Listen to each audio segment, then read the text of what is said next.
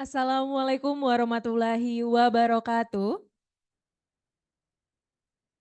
Selamat pagi dan salam sejahtera untuk kita semua. Shalom Om Swastiastu, Namo Buddhaya, salam kebajikan. Yang terhormat Profesor Dr. Laksono Trisnantoro, MSc PhD, selaku Ketua Jaringan Kebijakan Kesehatan Indonesia.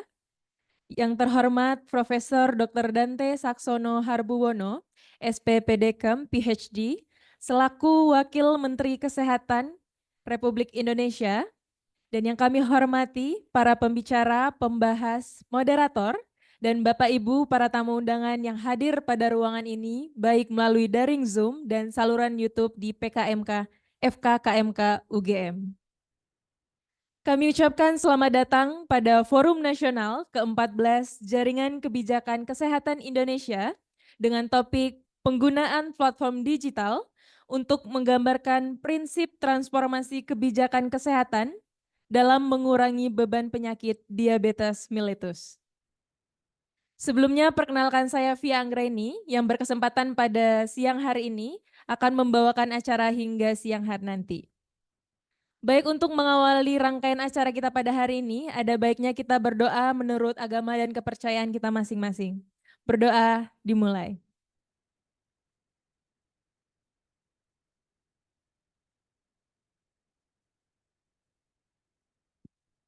Berdoa dapat diakhiri. Baik Bapak Ibu hadirin sekalian, untuk rangkaian acara kita pada pagi hari ini tentunya ada pembukaan yaitu penyampaian keynote speaker.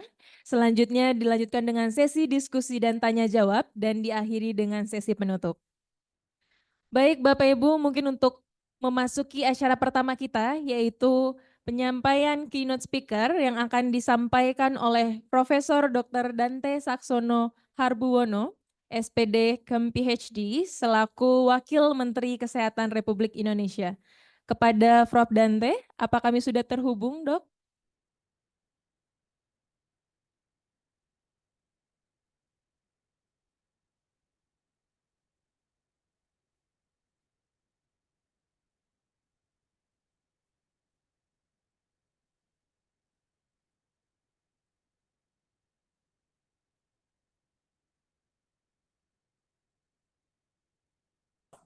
Bisa di next dulu karena Pak Wamen masih menerima telepon.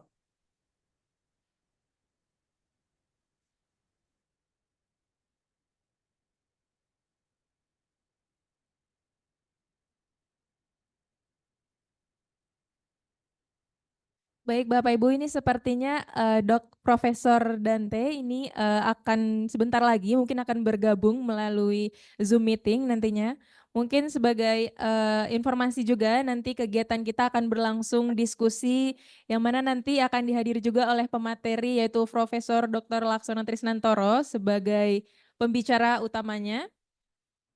Kemudian dilanjutkan dengan sesi pembahas, nanti kita menghadirkan Dr. Esti Widyastuti, MSc, selaku Ketua Tim Kerja Diabetes Mellitus dan Gangguan So what is Metabolik ClickUp? ClickUp dari is an Direktorat all-in-one product. Pencegahan dan Pengendalian Penyakit Tidak Menular dari Kementerian Kesehatan Republik Indonesia, dan juga Dr. Doni Hendrawan, MPH, CGP, CHIP, CGRCP dari Deputi Direksi Bidang Riset dan Inovasi BPJS Kesehatan.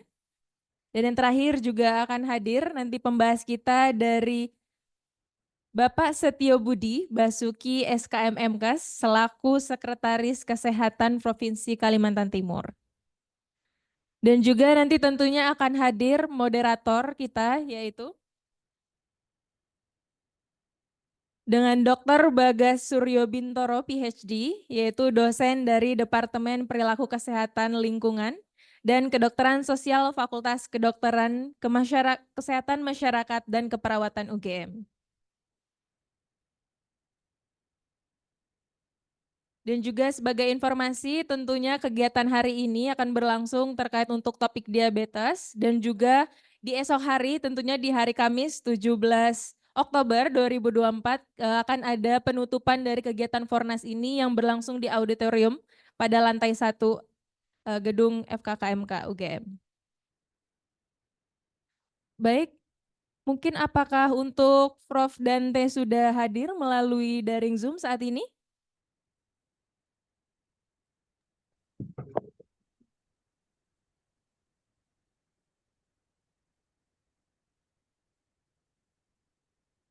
Oke. Selamat pagi Prof. Dante, apakah suara saya terdengar? Terdengar jelas. Terima kasih. Oke, mungkin volumenya agak sedikit dibesarkan Prof, karena agak terdengar sedikit kecil dari kami Prof. Sekarang jelas nggak? Oke, sudah jelas Prof. Baik, saya persilakan kepada Prof. Dante, waktu dan tempat. Ya, terima kasih. Assalamualaikum warahmatullahi wabarakatuh. Salam sejahtera bagi kita semua. Om Swastiastu, Namo Buddhaya, salam kebajikan.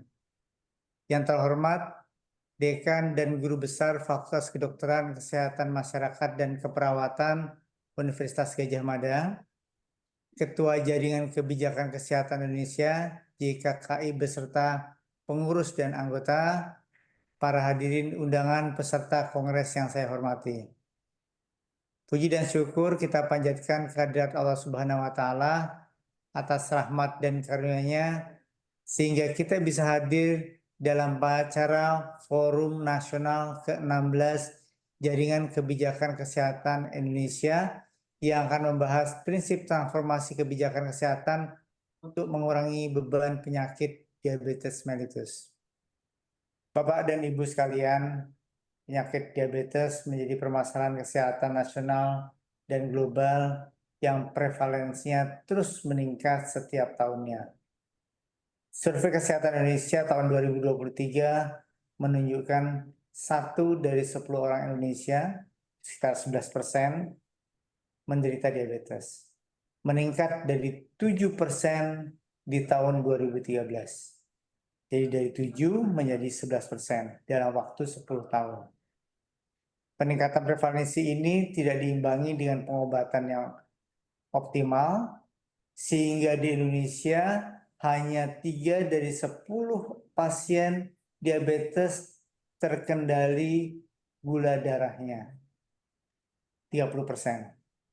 Ini berakibat pada meningkatnya resiko komplikasi seperti jantung, stroke, ginjal, dan sebagainya. Komplikasi penyakit ini mengakibatkan beban pembiayaan kesehatan menjadi lebih tinggi.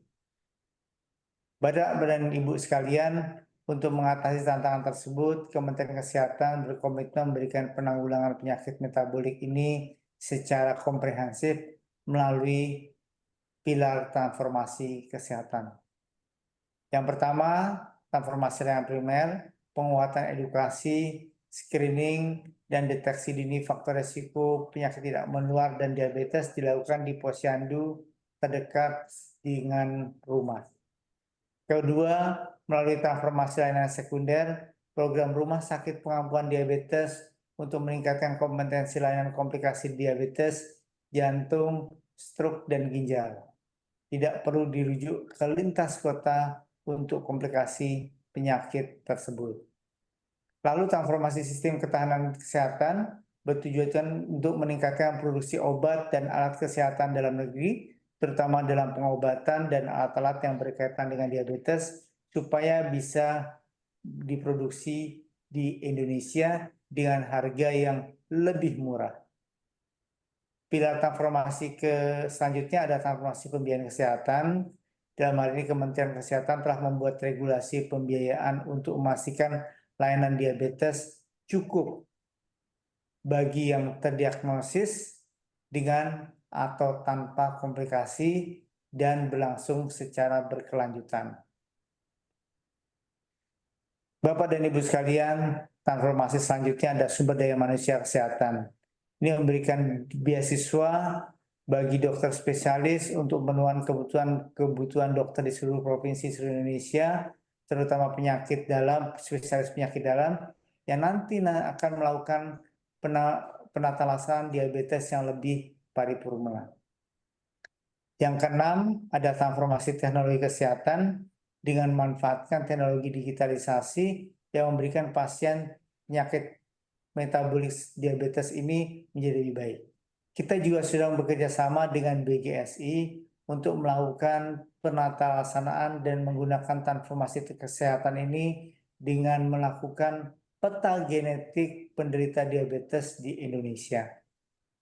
Bapak dan Ibu sekalian, upaya transformasi ini tidak dapat dilakukan sendiri oleh Kementerian Kesehatan.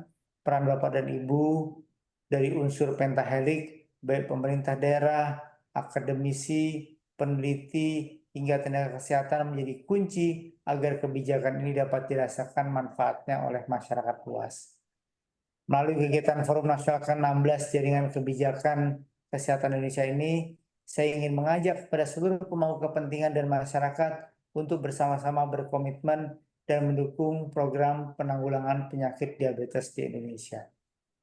Masing-masing institusi, organisasi, hingga masyarakat memiliki perannya masing-masing.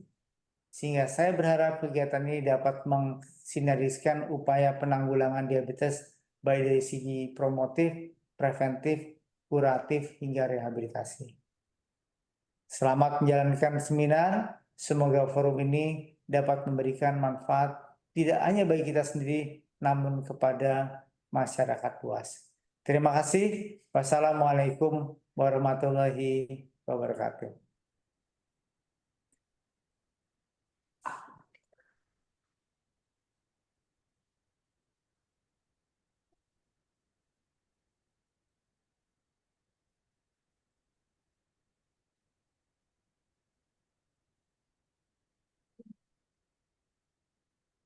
Prof. Dante, tentunya atas pengantar yang sangat luar biasa pada siang hari ini.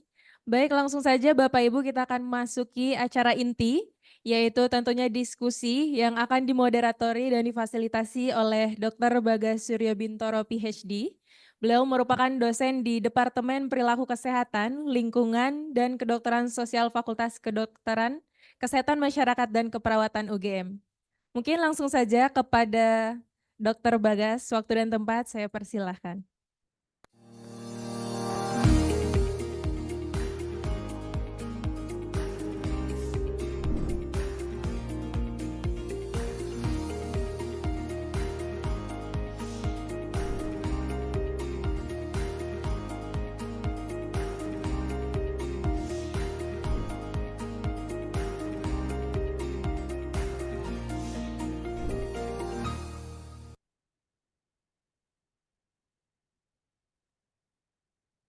Baik, terima kasih kepada MC atas waktunya.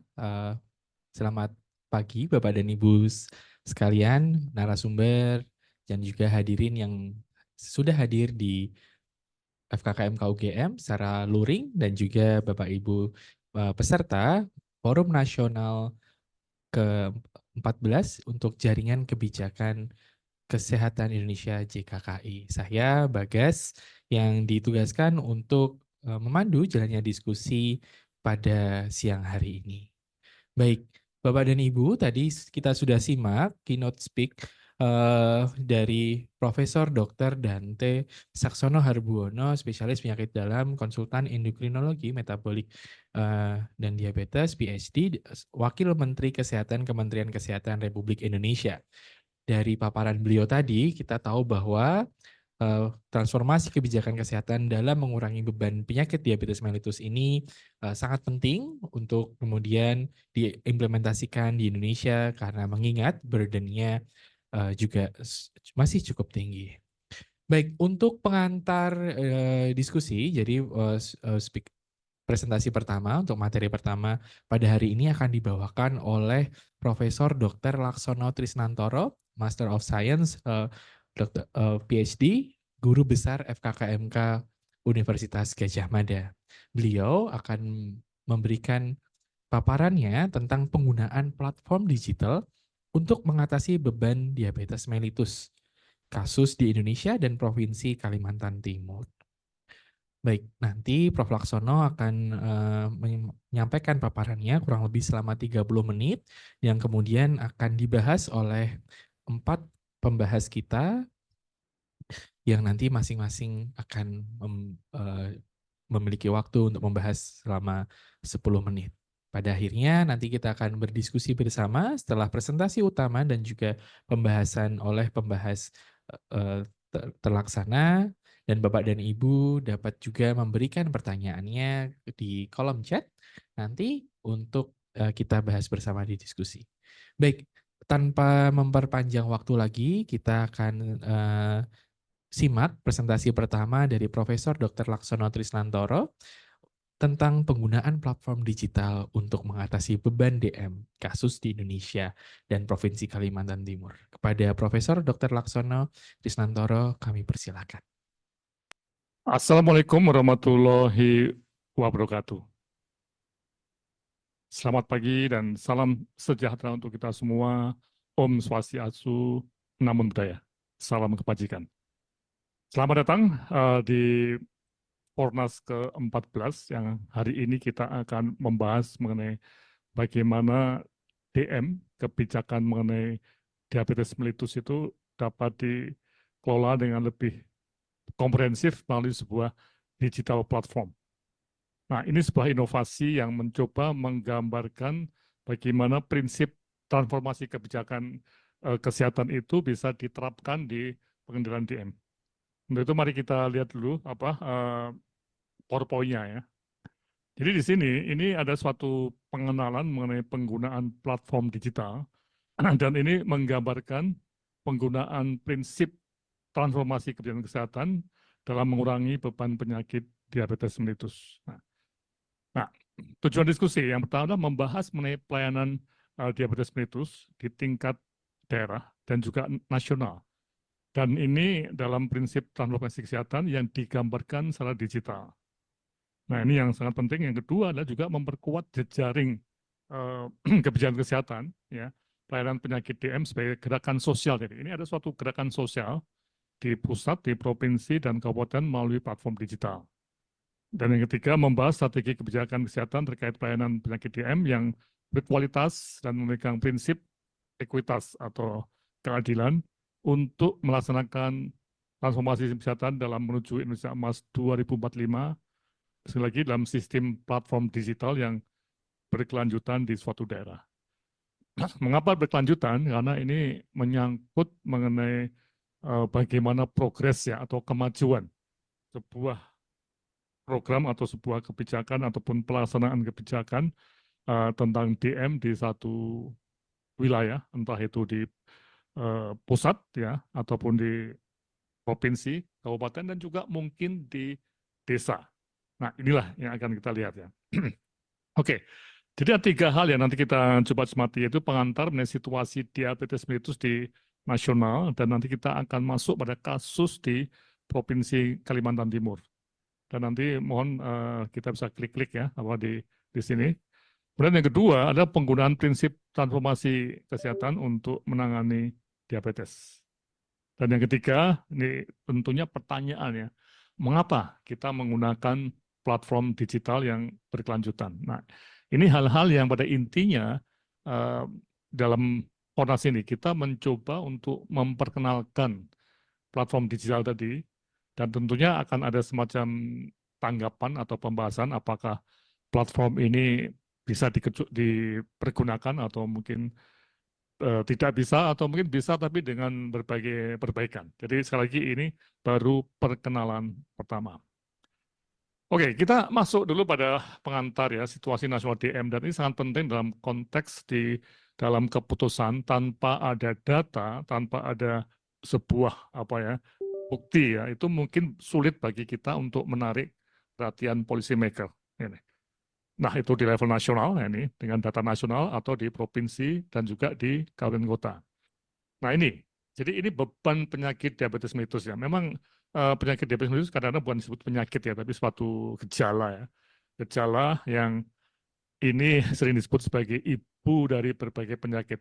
Dan jelas juga ya, disebut ibu ya, atau sumber dari berbagai penyakit seperti stroke ya, jantung, dan juga ginjal ini. Nah, ini yang perlu kita cermati. Oh ya, juga mungkin penyakit mata ya. Nah, kita bisa melihat jumlah penderita diabetes ini kalau kita proyeksikan seperti ini ya, naiknya cepat sekali.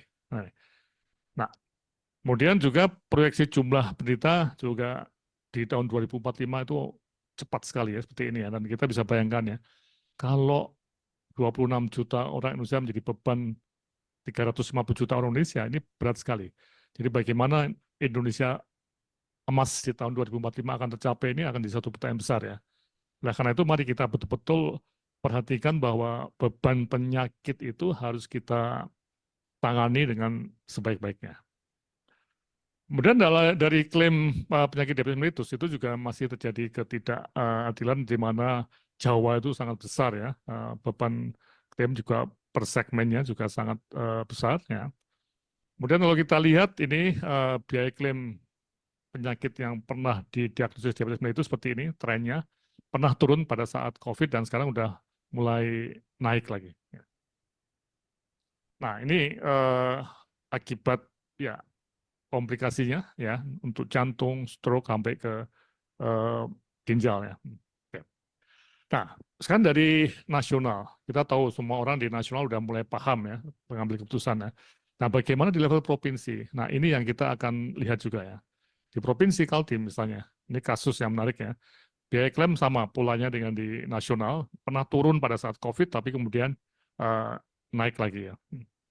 Nah kemudian kalau kita lihat beban biaya klaim ya, ini yang kita cermati ya ini, itu per kabupaten kota trennya sama. Memang paling banyak di kota-kota ya. Tapi apakah di kabupaten itu tidak ada atau sedikit, itu mungkin tidak terdeteksi atau tidak mendapatkan akses untuk pengobatan DM. Nah di Balikpapan dan Samarinda itu yang paling besar ini yang kita lihat ya. Coba kita bisa lihat komplikasinya ya nih. Kita bisa berdasarkan domisilinya untuk komplikasi-komplikasi yang ke arah jantung, stroke dan sebagainya dan ginjal ya. Ini juga meningkat semakin tinggi. Jadi dari aspek kebijakan, nah ketika kita melihat tren ini dan ada berbagai tantangan ya, itu kalau kita lihat beban semakin meningkat ya, dan juga penanganan penyakit-penyakit akan diabetes mellitus juga semakin meningkat. Jadi tidak hanya diabetesnya, tapi juga penyakit-penyakit akibat DM itu juga semakin meningkat. Dan inilah esensi dari atau makna dari kebijakan publik. Para pengambil kebijakan tentunya tidak boleh membiarkan. Jadi tidak boleh ada pembiaran oleh policy maker dan juga oleh kita, para akademisi. Nah, ini yang menjadi tantangan yang perlu kita cermati. Dan yang kedua, mari kita melihat penggunaan prinsip transformasi kesehatan untuk menangani diabetes. Ini. Jadi kita tahu persis bahwa sekarang ini dengan Undang-Undang Kesehatan yang didahului dengan kebijakan transformasi kesehatan, itu mempunyai harapan bahwa ada suatu kebijakan yang integratif dari sejak pencegahan sampai ke pelayanan klinik ini. Jadi perlu pendekatan inovatif untuk penerapan transformasi kebijakan di DM, jadi supaya integratif, seamless dari orang yang sehat betul, kemudian prediabetes, diabetes sampai yang ke komplikasi ini. Nah ini perlu ada suatu kebijakan yang menyeluruh tadi, dari mulai awal orang sehat sampai orang sakit tadi. Dan tentunya kebijakan ini perlu ada keterukuran akan impact yang berkaitan dengan pendekatan tersebut atau kebijakan tersebut.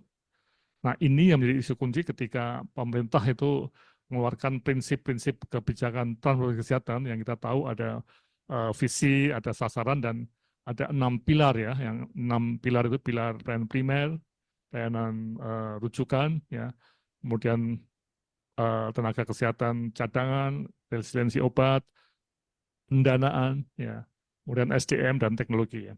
Nah sekarang pertanyaannya, apakah model transformasi kebijakan ini bisa dipergunakan secara menyeluruh ya, secara komprehensif untuk penanganan DM. Nah inilah tantangan yang harus kita lihat ya. Nah kami mencoba di UGM ya untuk memodifikasi ya, jadi prinsip transformasi kesehatan itu menjadi sebuah cara berpikir ataupun cara bertindak dalam mengembangkan kebijakan mengenai DM, di mana tentunya yang di atapnya itu adalah beban tadi ya, beban penyakit DM ataupun penyakit-penyakit akibat DM itu bisa menurun. Tapi tentunya ada indikator lainnya, misalnya perilaku lebih sehat di masyarakat atau hasil tes gula darah yang menurun, misalnya sistem rujukan yang baik dan sebagainya ya. Nah, ini yang membutuhkan suatu koherensi ya. Jadi semua transformasi ini harus bersama-sama dikerjakan di suatu daerah, ya, entah itu di desa, kabupaten kota, provinsi atau pusat untuk mencapai tadi penurunan beban penyakit DM atau beban penyakit-penyakit akibat DM. Nah, ini ya yang menarik ya. Jadi ketika berbicara mengenai digital platform tadi, itu kita beranjak dari kebutuhan atau keinginan kita berpikir secara komprehensif. Kalau di dalam teori mengenai reformasi sektor kesehatan itu reformasi yang betul-betul tidak sepotong-sepotong ya, betul-betul menyeluruh ya, total reformation. Ini banyak referensi di masa lalu yang menyatakan reformasi yang total itu kalau semua komponen dalam sistem kesehatan, yaitu dari mulai pelayanan, pengorganisasian, SDM, pendanaan, leadership, governance, dan sebagainya itu diatur secara bersama-sama. Dan ini yang terjadi dalam model transformasi kesehatan di Indonesia. Nah, ini dilandasi juga oleh hukum ya, di mana ada Undang-Undang Nomor 17 tahun 2003 tentang kesehatan yang reformis, yang Omnibus Law untuk 11 undang-undang terkait kesehatan, walaupun tidak sampai ke Undang-Undang SDSN dan Undang BPJS, juga tidak sampai ke Undang-Undang Digitalisasi. Ya. Tapi intinya ini undang-undang yang cukup menarik karena secara, ya kalau jumlah halamannya itu luar biasa, lebih dari 400 pasal, PP-nya lebih dari 1.100 pasal, dan nantinya akan berbagai perpres dan juga berbagai peraturan menteri yang mengikutinya. Dan ini semua dalam rangka ya, karena kesehatan adalah suatu modal bangsa ya, bukan hanya sebagai konsumsi saja, tapi modal untuk mencapai Indonesia Emas 2045. Nah, inilah yang menjadi semacam pola berpikir kita bahwa mempraktekkan atau menggunakan prinsip kebijakan transformasi itu untuk mencapai Indonesia Emas 2045. Nah, kemudian kalau kita lihat di dalam gambar ini ya, atap tadi, ada atapnya, ada pilar-pilarnya. Itu jelas ada pelaku ya. Pelaku itu bisa orang pemerintah, ya, masyarakat sendiri, dan juga organisasi-organisasi swasta. Kita tidak bisa membayangkan ya, para pelaku itu kerja sendiri-sendiri. Ya. Atau masyarakat itu hanya bertumpu pada pemerintah. Nah, tidak. Tapi ini semuanya harus bersama-sama untuk mencapai tujuan tadi, mengurangi beban penyakit DM atau penyakit-penyakit akibat DM. Sehingga perlu ada satu kelompok, apapun namanya, atau masyarakat penggiat, atau kelompok sosial untuk melakukan transformasi dalam pengelolaan DM di wilayah masing-masing. Ya, termasuk lagi desa, kabupaten kota, provinsi, dan juga nasional. Nah, dari perspektif ilmu-ilmu sosial, kalau kita lihat kegiatan pengelolaan DM di masyarakat itu adalah sebuah jaringan sosial. Jadi kita tidak melihat ini sebagai suatu pekerjaan birokrasi saja, tapi juga akan berkembang harapannya ya menjadi gerakan sosial yang pelaku-pelakunya itu betul-betul sadar bahwa memang kita harus mengendalikan DM. Dan ini tidak hanya tugas pemerintah saja, tugas bersama. Nah, ini yang menjadi isunya. Sehingga kita perlu betul memahami apa arti jaringannya atau networknya. Jadi network itu adalah sekelompok besar orang dengan minat atau perhatian sama yang berinteraksi dan tetap berada dalam kontak-kontak informal untuk saling membantu dan mendukung. Nah, nih. Jadi ini yang perlu kita cermati ya. Dan jaringan bukan sebuah asosiasi atau ikatan profesi dan bukan bagian dari birokrasi. Tapi ini lebih luas lagi ya. Lebih luas dan juga bukan sebuah paguyuban yang hanya kumpul-kumpul, ngopi-ngopi, tidak. Tapi ini punya tujuan.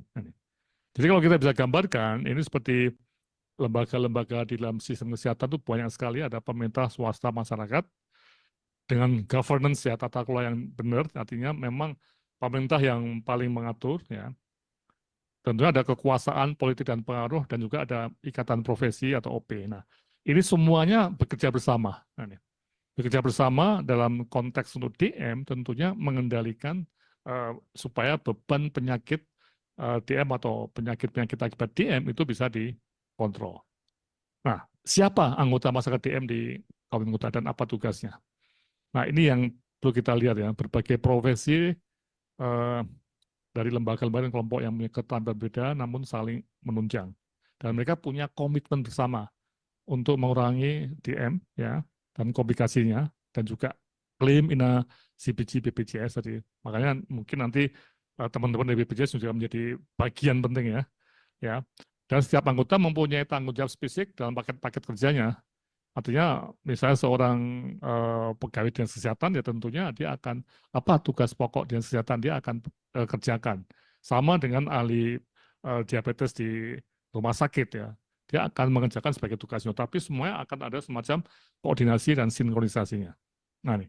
Dan ini yang akan mengusulkan kebijakan nasional dan daerah untuk penanggulangan DM, kemudian melakukan pelaksanaan kebijakan dan juga memonitor dan mengevaluasi hasil pelaksanaan kebijakan DM.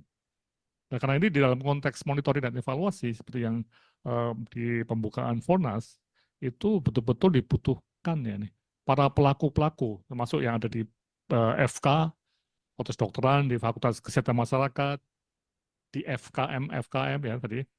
Kemudian juga di Poltekkes, Tikes itu tentunya akan masuk di dalam jaringan ini sebagai kelompok yang memonitor dan mungkin juga mengevaluasi secara independen bagaimana kebijakan DM di satu wilayah. Oke.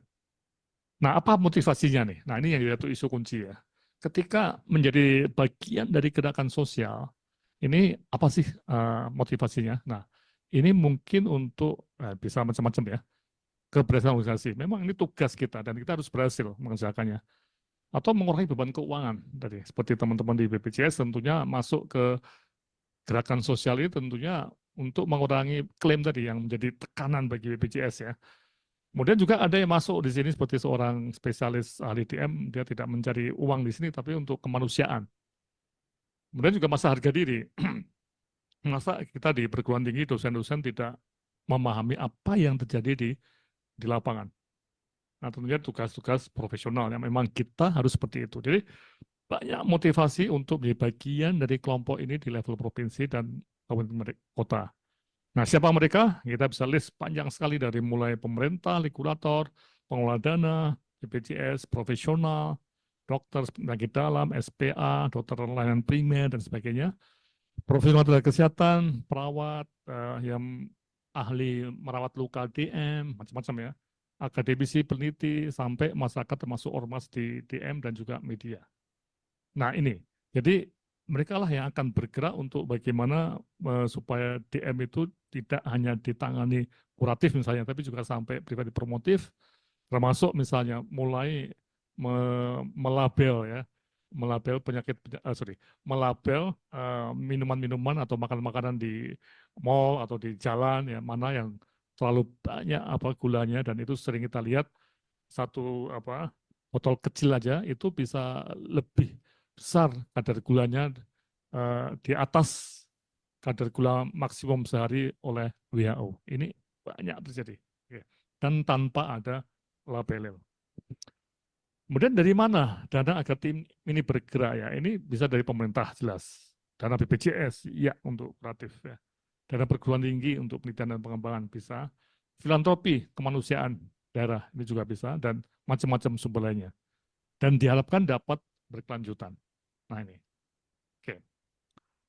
Oke, nah ini tadi. Dari sinilah kemudian ada satu pertanyaan mengapa menggunakan platform digital dan secara pelanjutan. Nah, ini mungkin kita perlu juga dengan demo di web ya. Jadi coba kita lihat ya. Tadi kebijakan kesehatan itu transformatif, punya banyak pelaku, banyak ilmu, dan dinamis dari masa ke masa. Jadi ini pola pikir yang reformis dan ini perlu penggambaran secara digital dan dapat terus dimodifikasi. Nah, karena itu UGM mencoba menempatkan kebijakan kesehatan yang prioritas tadi ya, tidak semua karena ada ribuan problem yang atau ratusan penyakit ya, tapi kita coba yang dianggap prioritas tadi ya oleh berbagai pihak ya dan juga oleh UGM sendiri ya. Jadi ini ABCD-nya ya. Nah, diabetes mellitus itu ada di sini, kita bisa klik coba di sini, klik. Jadi kalau kita masuk di website diabetes mellitus, nanti di dasar ya, kita akan melihat satu pilihan ya. Dan ini sekali lagi di dalam pengembangan perlu dilihat ya, tapi ini dashboard ini bisa menjadi tempat untuk berbagai macam narasi, informasi, tapi juga untuk nanti advokasi juga. Karena bisa dibawa kemana-mana, tidak perlu dicetak dan sangat dinamis ya. Oke, coba kita nomor 2 di atas, kita klik diabetes mellitus. Nah, ini evidence ya, yang evidence secara kuantitatif dan juga ada narasinya, narasi dengan model yang penggambaran melalui transformasi kesehatan. Ya, oke, nah ini, oke ya. Nah ini peta ya. Di sini kita bisa melihat penanganan diabetes di Indonesia. Tapi konsepnya ini itu akan masuk ke tiap-tiap provinsi dan ini kasus yang sudah disusun kasus di Kaltim. Dan tidak hanya di provinsi, nantinya juga sampai ke kabupaten kota. Oke. Jadi kayak kita lihat nasional dulu ya, memahami situasi diabetes nasional dulu ya. Karena atas itu, coba kita klik. Ya, yang nasional dulu. Nah, ini kita akan bisa melihat gambaran tadi. Yang kiri itu grafisnya, yang kanan itu contohnya nanti laporan tahunannya itu ada seperti ya buku biasa yang ada bab-babnya. Tapi yang kiri itu supaya kita itu secara mindset itu bisa menggunakan tadi cara pandang transformasi ini. Sekali lagi ini masih inovasi ya, harus dilihat betul efektif tidak. Atau mungkin bikin rumit ya, atau bikin wah kok rumit ya. Memang rumit, de facto-nya di lapangan itu rumit. Nah kalau tidak kita gambarkan, jangan-jangan kita ada hal-hal yang penting tapi tercecer. Nah ini. Oke, nah di situ memang kita bisa lihat beban masalah seperti biasa dan transformasi dan nanti di sini ada isu-isu kebijakan di tahun berjalan ya tahun 2024 yang nantinya itu akan Desember nanti kita akan bikin laporan tahunan ya. Kemudian nah, di sini itu ada leadership dan governance tata kelolanya bagaimana. Siapa tadi pemimpinnya tadi. Nah, kemudian rekomendasi kebijakan, referensi dan juga penelitian yang ada. Nah, ini semua akan membawa kita pada suatu model baru ya. Ini ada suatu portal yang informasi mengenai kebijakan DM di suatu wilayah itu ada semua di situ. Dan setiap tahun itu diubah. Nah, ini baru disusun oleh UGM dan juga teman-teman Dinkes Provinsi Kaltim dan Kabupaten Kota. Oke ya. Coba kita masuk lagi ke peta nasional. Dan kita akan masuk ke Kaltim.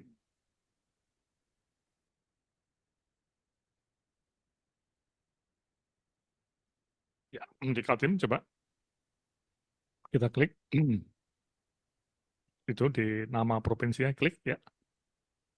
Nah, ini muncul peta Kaltim, ya nanti kita akan bisa lihat tiap-tiap kabupaten kota. Nah, kalau kita lihat program yang paling atas ya, tanggulan diabetes mellitus di Kaltim, ya paling atas, ya, yang paling atas, bukan yang itu. Ya, oh ya ini ya terus kita turun ya. Nah, kita akan lihat semuanya, ya. Oke, nah kemudian kita masuk juga ke kabupaten kota, ya. Kabupaten kota kita lihat kembali ke peta Kaltim. Nah, misalnya kita ambil misalnya Kutai Kartanegara atau siapa. Nah, itu klik situ. Nah, kita akan masuk di kabupaten kota. Nah, kita akan bisa melihat seperti ini. Bagaimana situasi di kabupaten kota dengan pendekatan transformasi kesehatan. Mulai dari impact yang di atap tadi ya, dan bagaimana coba narasi yang ada di klik di pencegahan di masyarakat, misalnya kita klik di situ, nanti ada narasinya. Nah, ini bisa kita lihat ya. Terus ya, kemudian kita juga bisa lihat datanya, balik kembali ke peta tadi.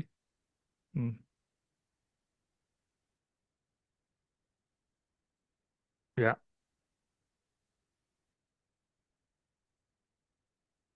Enggak, peta-peta yang nah itu. Ya, coba klik yang atap tuh yang depan atau impact indikatornya.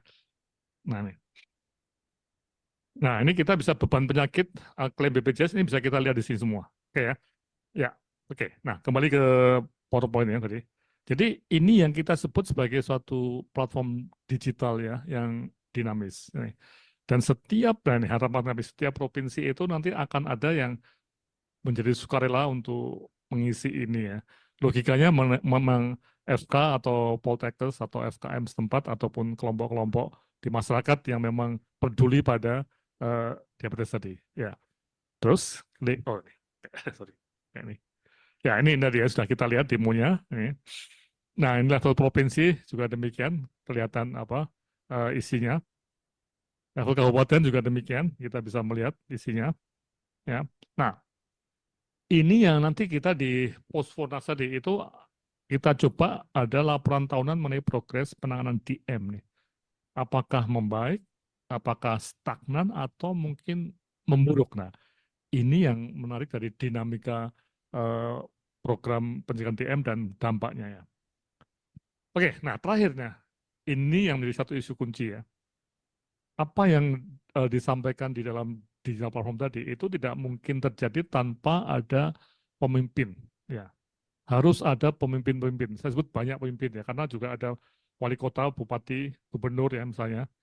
Ada Kadinkesnya, ada direktur rumah sakit, ada kepala cabang BPJS tempat misalnya.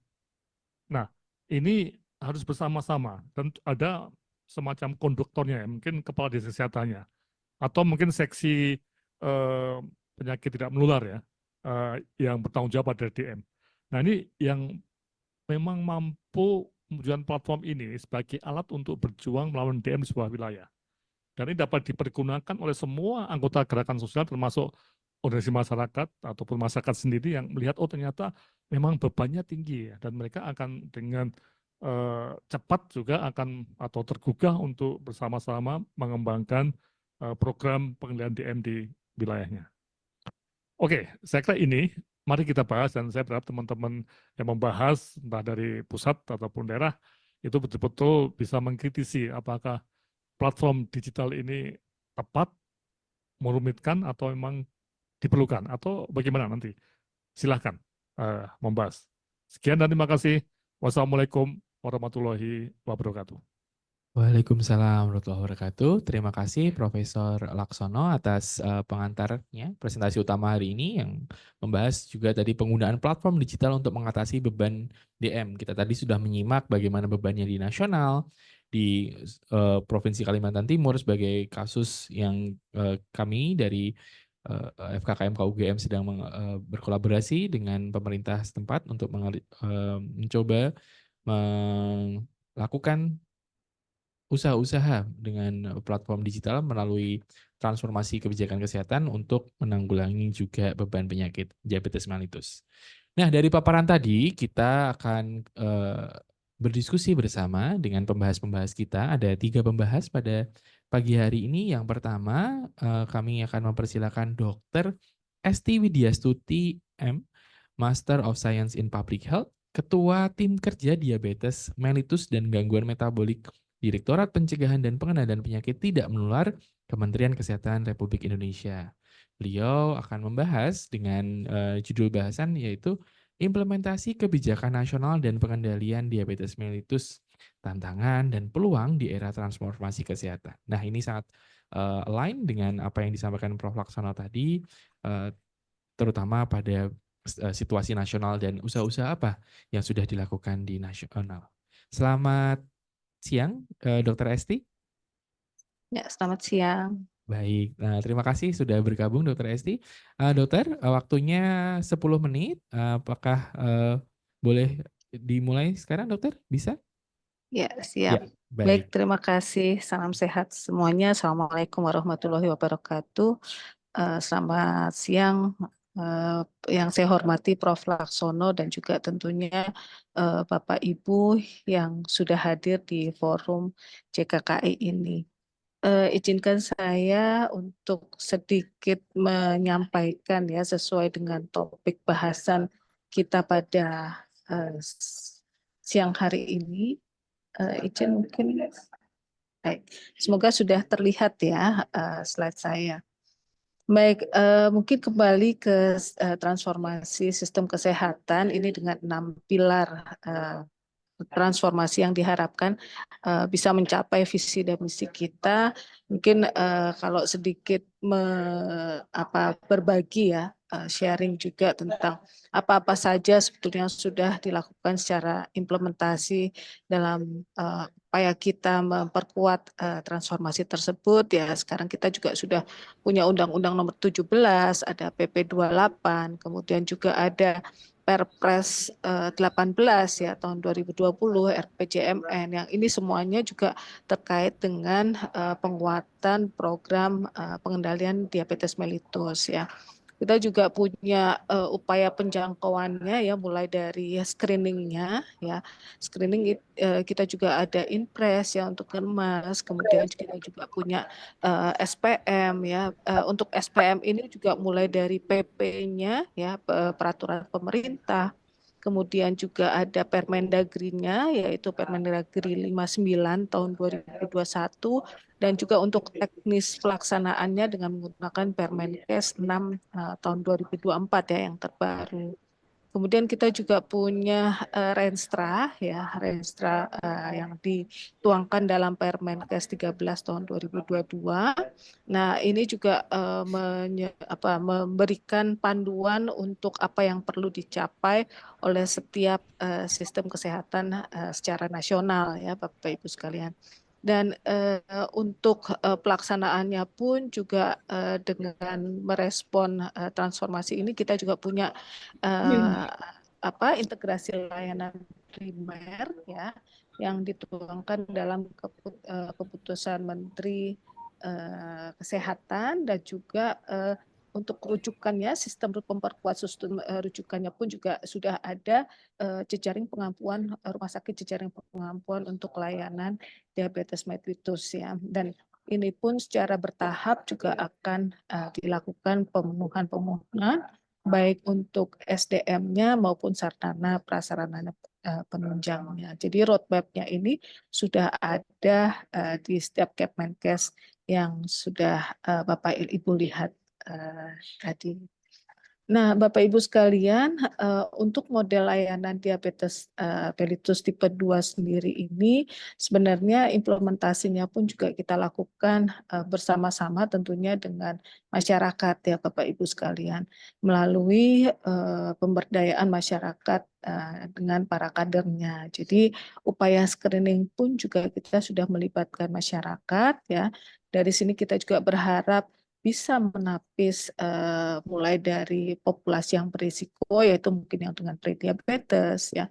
Kemudian mungkin populasi yang sudah juga memerlukan rujukan, sehingga pada orang-orang tersebut bisa dilakukan tata laksana di Vaskes primer ya, di Puskesmas maupun di FKTP lainnya. Ya, dan untuk DM tanpa komplikasi ini juga seharusnya sesuai dengan PNPK dan juga PPK ya. Ini harus selesai di Vaskes primer. Ya, namun yang dengan komplikasi tentunya bisa dilakukan rujukan ya, sesuai dengan indikasi dari masing-masing individu yang memerlukan ya, sampai ke Vaskes yang tersier. Ya. Tadi menanggapi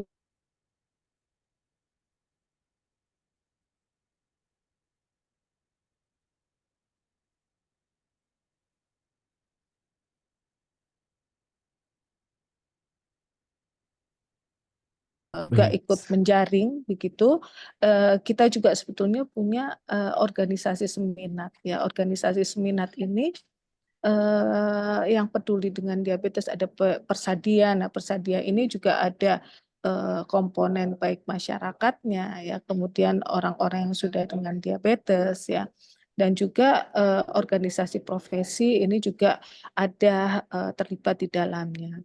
Dan di samping itu ini mungkin yang untuk diabetes secara umum ya, tapi diabetes ternyata memang juga tidak mengenal umur begitu Bapak Ibu sekalian.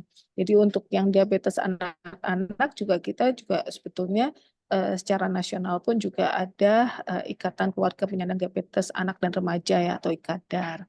Nah, semua ini tentunya tidak bisa pemerintah pun juga tidak bisa berdiri sendiri ya. Mungkin ini adalah organisasi-organisasi yang mempunyai apabila mana memerlukan advokasi untuk kebijakan, ini bisa juga terlibat di dalamnya karena mereka juga sebagai bagian yang tidak terpisahkan dalam program pengendalian DM ya. Sesuai dengan kebijakan global juga ya adanya kelompok yang mungkin juga dalam suatu perumusan kebijakan kita perlu melibatkan semua unsur ya, baik itu unsur pemerintah, masyarakat maupun mungkin juga ada akademisi di situ ya, dan juga tentunya orang-orang yang dengan masalah sesuai dengan yang untuk perumusan kebijakan tersebut. Ya ini juga mungkin bagian juga yang untuk terkait dengan PTM ya secara luas. Namun mungkin ada juga ya bagian-bagian yang khusus mengenai terkait dengan diabetes mellitus. Nah, Bapak Ibu sekalian, dalam tata laksananya pun ya untuk diabetes mellitus ini kita merujuk pada konsensus dari Perkeni ya. Dan konsensus ini juga dituangkan atau diperkuat dengan adanya keputusan Menteri Kesehatan terkait dengan PNPK DM tata laksana DM tipe 2 pada dewasa. Nah, tentunya ada protokol yang perlu diikuti gitu Bapak Ibu sekalian karena untuk pilar utama tata laksana DM ini merujuk pada 5 pilar ya, mulai dari aspek edukasinya, diet, aktivitas fisik, ya, terapi farmakologi, pemantauan glukosa darah itu pun juga harus diterima oleh setiap orang yang sudah terdiagnosis DM ya. Dan aspek ini pun juga masuk sebetulnya di Permenkes 6 ya yang untuk SPM tadi. Karena setiap orang yang sudah DM itu setiap bulannya memiliki hak untuk mendapatkan pelayanan tata laksana diabetes mellitus ya 1 bulan sekali di vaskes primer ya kalau tanpa penyakit. Nah, selanjutnya ini juga sama di PPK saat ini ini masih juga dalam proses pembahasan juga ya untuk PPK. Ini sudah yang kita merujuk pada PPK yang lama yaitu 1936, Kemenkes 1936 tentang panduan praktek klinis bagi dokter di FKTP, pelayanan kesehatan tingkat pertama. Ini protokol-protokol termasuk mana penggunaan atau pemberian tata laksana obatnya ya yang ada di situ. Nah, mungkin selanjutnya untuk implementasi terkait dengan pembiayaan untuk beberapa regulasi pendukung pun juga sudah ada ya. Mulai dari Permenkes 3 ya untuk standar tarif CKN mungkin nanti juga akan lebih banyak dikupas oleh pembicara selanjutnya ya, dan juga ada Juknis saat ini termasuk juga ada daftar obat ya mungkin termasuk dengan untuk pengobatan DM yang memang sudah ditetapkan di Fornas. Nah, Bapak Ibu sekalian, perlu kami sampaikan juga secara aspek legal pun juga kita sebetulnya punya Permen Desa ya untuk mungkin ini untuk mendukung terkait dengan determinan sosial lainnya. Jadi kegiatan-kegiatan yang mungkin tidak harus untuk khusus untuk kesehatan tapi untuk pendukung-pendukungnya seperti transport dan juga mungkin merujuk pasien ya mungkin secara pembiayaan pengobatannya sudah ada namun mungkin untuk transportnya yang mungkin perlu dibahas juga atau didukung dari dana-dana desa ini ya karena di salah satu klausulnya pun juga menyebutkan bahwa untuk pembiayaan masalah kesehatan pun juga sangat dimungkinkan. Namun apapun itu terkait dengan penggunaan dana desa ini tentunya perlu kesepakatan yang memang harus dilalui melalui musyawarah rembuk ya yang bersama dengan perangkat desa. Nah, Bapak Ibu sekalian, terkait dengan pencatatan pelaporan sesuai dengan arahan Bapak Menteri Kesehatan dan juga terkait dengan sistem informasi yang ada saat ini, kita memang diharapkan bisa tergabung dalam satu platform Satu Sehat ya. Saya apresiasi sekali dengan yang mungkin sudah dikembangkan oleh tim PKMK UGM ya melalui JKKI ya dan juga tentunya kerjasama dengan pemerintah dalam hal ini pemerintah daerah ya dalam hal ini Kaltim yang sudah memberikan gambaran ya di platform digital tersebut ya. Mungkin ini memang untuk platform digital saat ini memang sangat dimungkinkan ya untuk berkembang untuk mitra dengan mitra-mitra sistem kesehatan ya. Namun mungkin dalam tahapan saat ini yang ada adalah untuk pencatatan dan pelaporan dari penyakit ya Bapak Ibu sekalian, tapi tidak tertutup kemungkinan kalau sependek kami pahami untuk pengembangan yang lainnya. Namun memang semua itu perlu didiskusikan juga ya mungkin dengan tim yang ada saat ini mungkin juga dengan PTO dan juga dengan Pusdatin. Nah Baik, Dokter terkait Esti, dengan mohon ini izin. memang ya siap. Ya, mohon izin waktunya 1 menit lagi, Dokter. Siap ya Oke, saya terima kasih. tidak membahas lebih lanjut di sini ya saat ini yang untuk pencatatan pelaporan selain RME ya rekam medis elektronik kita juga ada ASIK ya yang ditujukan untuk pencatatan dan pelaporan yang ada di luar gedung. Nah, peluang dan tantangan ke depan mungkin saat ini juga sebenarnya juga sudah dikembangkan untuk telemedicine ya dan juga mungkin aplikasi-aplikasi remote ya yang mungkin akan bermanfaat untuk pemantauan pengobatan dari para pasien diabetes mellitus sekaligus juga mungkin yang saat ini juga mungkin masih dalam tatanan untuk penelitian ya riset dan development mungkin adalah BGSI ya biogenomic sequencing yang tentunya akan memanfaatkan artificial technology ya tentunya untuk deteksi dini mungkin dan juga untuk tata laksana yang lebih personalized dan juga presisi. Ke depan mungkin kita juga perlu melihat kembali untuk faktor-faktor penyulit DM, contohnya DM dengan komorbid ya. Kita tahu bahwa negara kita adalah negara yang cukup besar juga untuk kasus TB ya dan juga kasus yang untuk DM juga cukup banyak ya. Jadi ini juga akan saling menghambat ya untuk pengobatan atau kontrol dari kedua tersebut. Nah, ini mungkin yang ke depan perlu lebih kita perkuat lagi. Mungkin ini saja Bapak Ibu sekalian, ini tantangan kolaborasi bersama ya sebagai insan kesehatan ya kita bagaimana kita menjangkau akses, bagaimana kita memperkuat literasi, kemudian health seeking behavior dari masyarakat kita dan juga lingkungan yang mendukung serta kebijakan-kebijakan juga yang berpihak kepada kesehatan. Ini yang perlu kedepannya kita perlu bergandengan tangan, bekerja sama untuk mengentaskan masalah kesehatan. Mungkin dalam hal ini adalah diabetes mellitus. Mungkin ini saja yang bisa saya sampaikan. Kurang lebihnya mohon maaf. Terima kasih. Saya kembalikan kepada moderator. Terima kasih.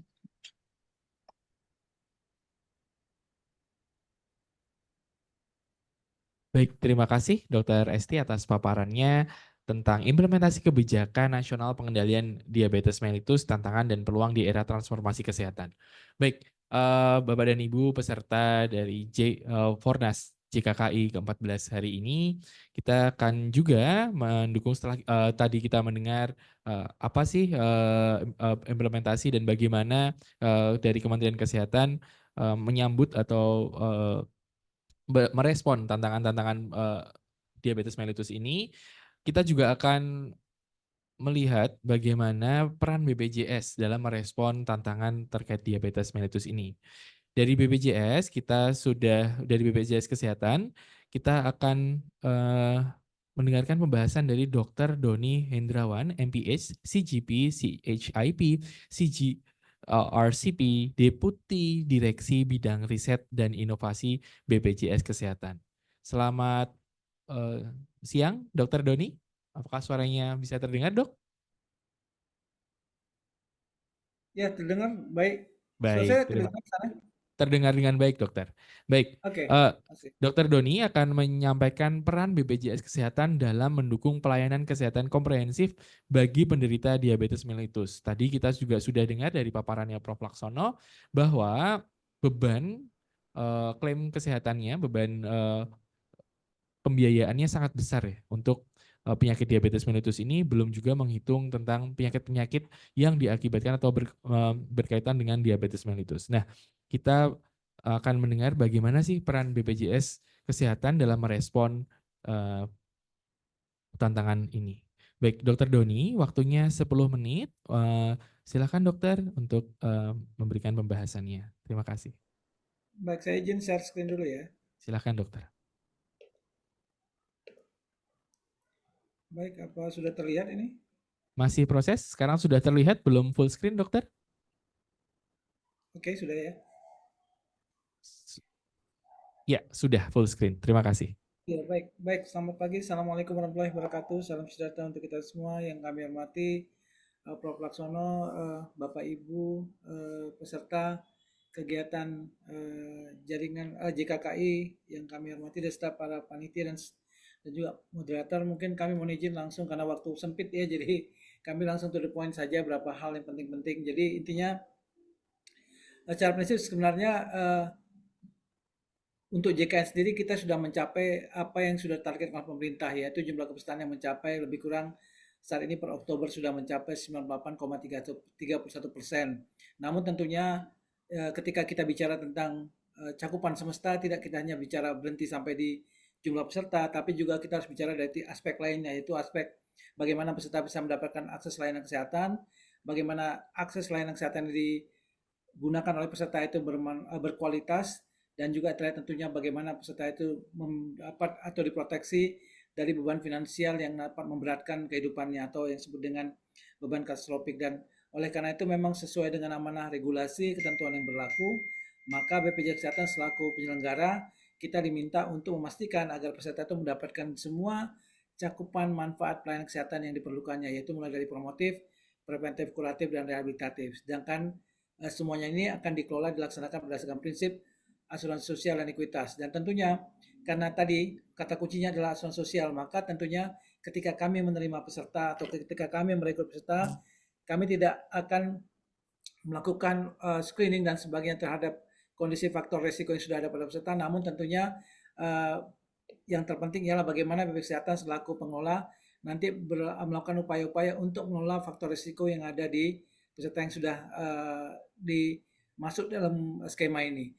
Jadi kalau kami lihat saat ini memang sampai dengan 2014 sampai dengan Desember 2023 itu memang ada sekitar 7,6 juta peserta kita yang terdiagnosis memiliki atau menderita penyakit diabetes mellitus. Dan 19,9 juta itu terdiagnosa atau memiliki diagnosa hipertensi, sedangkan 3,6 juta itu terdiagnosa penyakit jantung, dan 1 juta terdiagnosa penyakit ginjal, dan 667.000 peserta itu terdiagnosa penyakit stroke. Dan kalau kita refleksikan ini dalam suatu angka pengeluaran, maka lebih kurang ini sudah mencapai lebih kurang sekitar 35% dari total expenditure yang ada atau yang dikeluarkan atau tadi dibayarkan oleh BPJS Kesehatan setiap tahunnya. Jadi ini cukup besar bebannya, dan memang kalau kita lihat dari kelima diagnosa ini, tentunya ini boleh kita katakan bahwa diabetes dan hipertensi merupakan sumber utamanya atau kita bisa tetapkan sebagai pokok pangkal atau mother of disease-nya.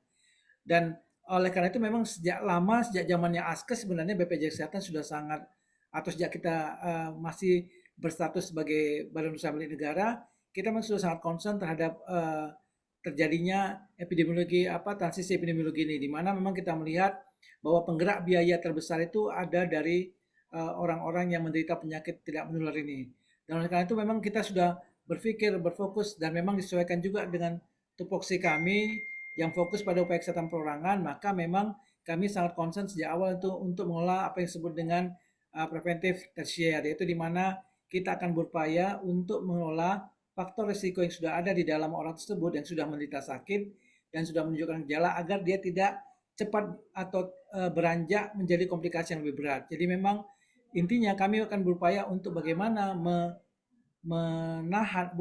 memperlambat laju progresivitas penyakitnya, Dan memang kalau perlu ya tentunya meningkatkan kualitas hidupnya. Dan memang kami tentunya berpedoman pada apa yang kami sebut dengan chronic care model, suatu model yang mungkin menurut kami ini cukup lama ya. Jadi saya waktu masih menjalankan pendidikan saya di luar itu memang model ini sudah kami gunakan. Jadi kami sudah berfokus pada bagaimana antara sinergi antara community dan health system itu dalam nanti akan mensupport penderita maupun mensupport vaskes agar nanti bisa mendapatkan luaran yang kita harapkan. Jadi di sini kalau kita lihat dari sisi community bagaimana kita memberdayakan fungsi komunitas, di mana komunitas ini tentunya termasuk juga penderita diabetes tadi, diharapkan dia akan mampu mengelola dirinya sendiri. Jadi self management support ini menjadi suatu hal yang sangat krusial karena memang kita tahu bahwa diabetes ini merupakan penyakit disebabkan oleh lifestyle atau gaya hidup, sehingga memang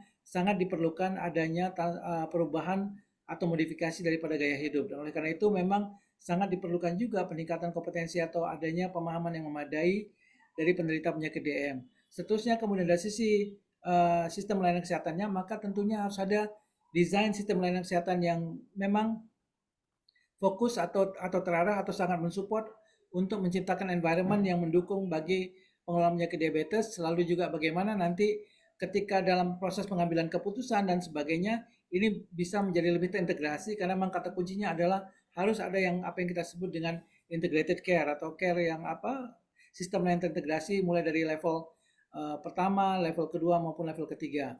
Dan kemudian bagaimana kita bisa membangun suatu sistem informasi manajemen yang memang dapat memberikan data-data secara real time, karena memang pada prinsipnya pengelola penyakit diabetes ini sangat juga bertumpu pada bagaimana kita bisa memonitor indikator-indikator atau tanda-tanda atau progresivitas penyakitnya itu. Tentunya semakin cepat kita mendapatkan data akan semakin bagus.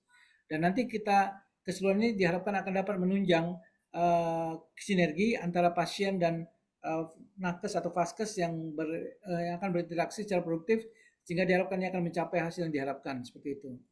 Nah, kalau kita lihat sekarang ini di data yang ada di BPJS Kesehatan lebih kurang dari tahun 2014 sampai 2023 ini ada sekitar 7,5 juta peserta sudah terdiagnosa DM, dan ini meningkatnya cukup pesat. Jadi contohnya kalau kita lihat peningkatan dari tahun 2002 sampai 2023 itu ada sekitar 600 ribuan orang peserta yang kemudian terdeteksi atau baru mengakses layanan kesehatan dengan diagnosa DM. Kemudian kalau kita lihat lagi secara prinsip dari sisi jumlah individunya tercatat sekitar trennya itu kita lihat ini peningkatannya juga luar biasa ya. Dan kalau kita lihat ada sekitar potensi 10,8 juta peserta JKN yang terdiagnosa diabetes. Lalu kalau kita lihat dari sisi pembiayaannya untuk kasus DM, hipertensi dan penyakit penyertanya ini dari tahun 2014 sampai 2023 ini sudah lebih kurang mengkonsumsi 174 triliun. Jadi jumlah yang cukup besar, dan saya rasa ini merupakan fakta yang sudah banyak kita ketahui bersama ya. Dan pertanyaannya kemudian apa yang akan dilakukan BPJS selaku badan pengelola atau selaku representasi peserta untuk memastikan agar peserta yang dikelolanya ini betul-betul dapat lebih efektif dalam mengelola penyakitnya. Dan tentunya ada beberapa kegiatan yang kita lakukan, dan tadi seiring dengan amanah undang-undang maka kita mulai dari promotif dan preventif. Jadi kita melakukan apa yang kita sebut dengan promosi kesehatan, di mana di sini kita memberikan upaya-upaya peningkatan pemahaman pengetahuan dengan memberikan informasi atau dengan memberikan channel-channel di mana peserta nanti bisa mendapatkan informasi terkait dengan upaya mengelola penyakitnya. Jadi ini kita fokus pada pengelolaan peserta untuk pre-diabetes dan pre-hipertensi, di mana peserta yang masih dapat kita upayakan untuk kita cegah masuk dalam jatuh ke dalam fase diabetes. Kemudian kita lakukan screening untuk melakukan mitigasi atau identifikasi terhadap peserta-peserta yang selama ini mungkin belum sadar atau belum memahami atau belum menggunakan manfaat. Jadi memang di sini kita lihat kami melakukan screening untuk DM melalui pemeriksaan gula darah, kemudian hipertensi melalui pemeriksaan tensi, dan screening penyakit stroke dan jantung iskemik melalui pemeriksaan tensi juga. Sedangkan untuk pelayanan penyakit kronis lainnya, kita untuk kuratifnya sendiri, kita mencoba melakukan integrasi layanan, mulai dari paskes tingkat pertama sampai dengan paskes tingkat lanjutan, dan memastikan dan memonitor kontinuitas peserta dalam mengakses layanan, juga termasuk kepatuhan dan apabila satu kesediaan sarana obat maupun hal yang dibutuhkan untuk memastikan penyakitnya terkendali. Lalu kita juga fokus pada upaya program Tujuh Bali agar tujuannya agar peserta itu selain memberikan kemudahan, juga dipastikan ini dapat meningkatkan pengawasan atau monitoring dari FKTP yang memang selama ini kami menetapkan FKTP sebagai care coordinator untuk bisa memastikan atau menjadi pendamping atau menjadi pengawas supaya memastikan peserta itu dapat mencapai outcome target terapi yang sudah ditetapkan. Kemudian juga kita mengelola atau membuat suatu suatu program yang kita sebut dengan program pengelola penyakit kronis yang sudah kita mulai sejak tahun 2009 yang sudah berjalan cukup lama.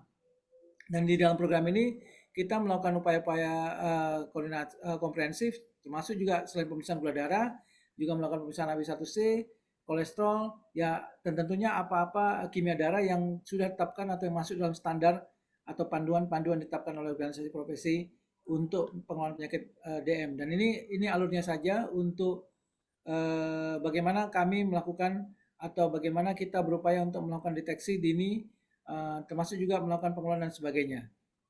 Kemudian selain itu kita juga untuk screening, contohnya kita melakukan screening dengan berbagai cara, termasuk dengan menggunakan teknologi digital, karena kita sangat memahami bahwa untuk di era saat ini atau dengan jumlah kepesan sebanyak BPJS yang dikelola BPJS sekarang, tentunya harus sangat didukung oleh adanya otomatisasi. Sehingga memang kita sejak lama sudah melakukan upaya-upaya ini. Jadi contohnya kita melakukan screening Mohon izin, dan dokter, screening ya. 1 menit lagi, dokter. Boleh saya tambah sedikit ya? Nanti Ya, saya 1 menit cepatkan lagi, dokter. Nah, ya, seperti itu ya. Jadi screening seperti ini, termasuk juga ini capaian-capaiannya ya. Kita lihat kita sudah bisa mendapatkan berapa peserta kita yang memiliki faktor-faktor risiko. Lalu di proses aktivitasnya itu ada konsultasi, ada pelayanan obat, ada edukasi dan perusahaan penunjang. Dan ini biayanya saja. Nah, selain itu juga kita sekarang ini mengeluarkan fitur-fitur yang bisa memonitor indikator-indikator secara real time. Jadi kami mulai beralih ke teknologi yang disebut dengan Internet of Things. Jadi memang ini sudah mulai kami bangun dengan ada fitur buka dalam mobile JKN. Lalu kita juga melakukan apa yang kita sebut dengan demokratisasi data yang tujuannya untuk meningkatkan peran partisipasi stakeholder. Karena tadi kalau kita lihat di dalam yang disebut dengan chronic care model itu ada partisipasi daripada komunitas. Dan ini kita keluarkan data sampel, di mana data sampel ini termasuk juga data sampel DM yang jumlahnya sekitar sekarang sudah mencapai 24,8 yang dapat dielaborasi oleh pihak-pihak terkait, apakah kampus, perorangan, untuk nanti bisa memberikan saran perbaikan untuk pengelolaan penyakit DM. Dan juga kita menyiapkan dashboard yang memang kita updating datanya secara rutin. Jadi kalau itu data penyakit tidak menular ini kita update lebih kurang sebulan sekali. Dan ini menampilkan data-data prevalensi sampai ke tingkat kecamatan. Dan sedang kita upayakan sekarang sampai ke tingkat desa. Supaya nanti diharapkan ini juga dapat membantu mendorong peran daripada pemerintah daerah khususnya atau stakeholder lainnya untuk ikut membantu menangani penyakit DM. Ini contoh dashboardnya. Jadi intinya tentunya untuk penanganan DM ini perlu partisipasi semua pihak. Dan yang paling penting ialah kita bersama-sama fokus dan meningkatkan awareness dan pengelolaan atau tata kelola pemahaman dari peserta sendiri. Salah satu terima kasih atas perhatiannya, lebih kurang kami mohon maaf. Assalamualaikum warahmatullahi wabarakatuh. Waalaikumsalam warahmatullahi wabarakatuh. Terima kasih Dr. Doni Hendrawan dari BPJS Kesehatan atas paparannya tentang apa peran BPJS Kesehatan dalam mendukung pelayanan kesehatan komprehensif bagi penderita diabetes mellitus. Bapak dan Ibu peserta, tadi kita sudah mendengarkan kebijakan-kebijakan nasional dan juga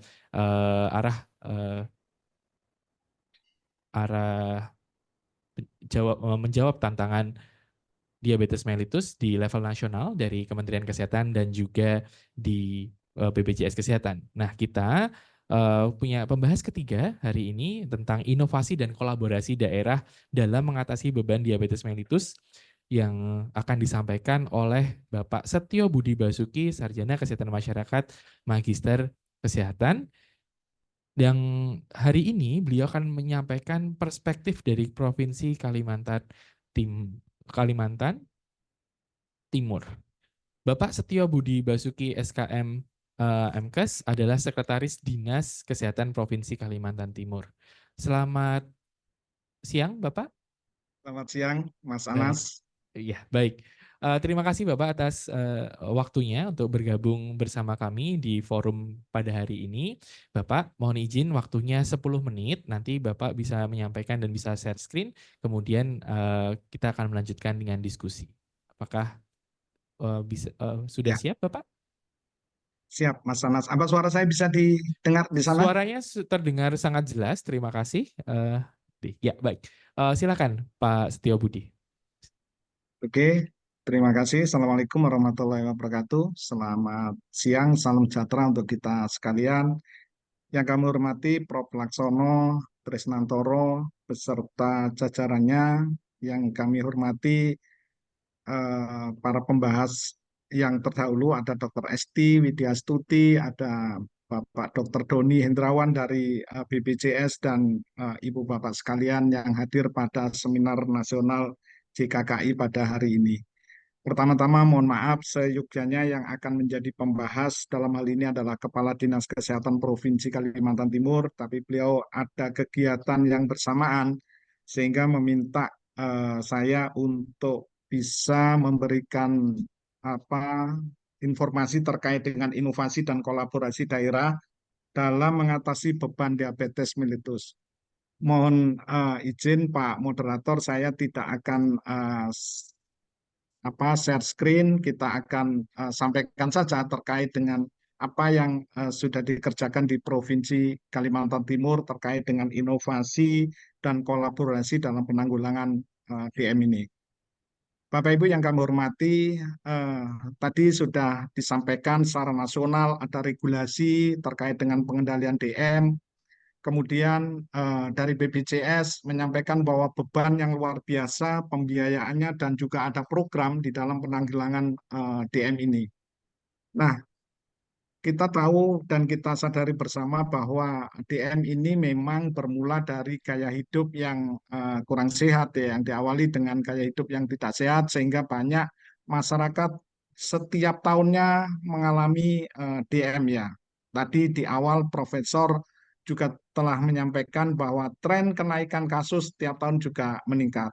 Sehingga ada upaya-upaya yang terintegrasi mulai dari di tingkat FKTP, bagaimana dia melakukan kegiatan promosi, kegiatan preventif, kemudian screening kepada masyarakat untuk bisa menjaring sedini mungkin masyarakat yang berpotensi kena DM, kemudian dilakukan tata laksana. Ini kegiatan ini terus-menerus dilakukan dan sampai saat ini juga terus-menerus dilakukan, namun memang juga tidak semudah itu bagaimana mengajak orang, mengajak masyarakat untuk bersedia dilakukan tes, dilakukan screening, karena masyarakat masih menganggap bahwa setelah di screening hasilnya tidak bagus, ini akan membuat stres dan lain sebagainya. Kemudian di rumah sakit juga telah melakukan pelayanan secara kuratif terhadap penderita DM. Kemudian di level kabupaten, kabupaten mempunyai tugas bagaimana melakukan koordinasi, mengkoordinir program-program pengendalian DM di lingkup kabupaten.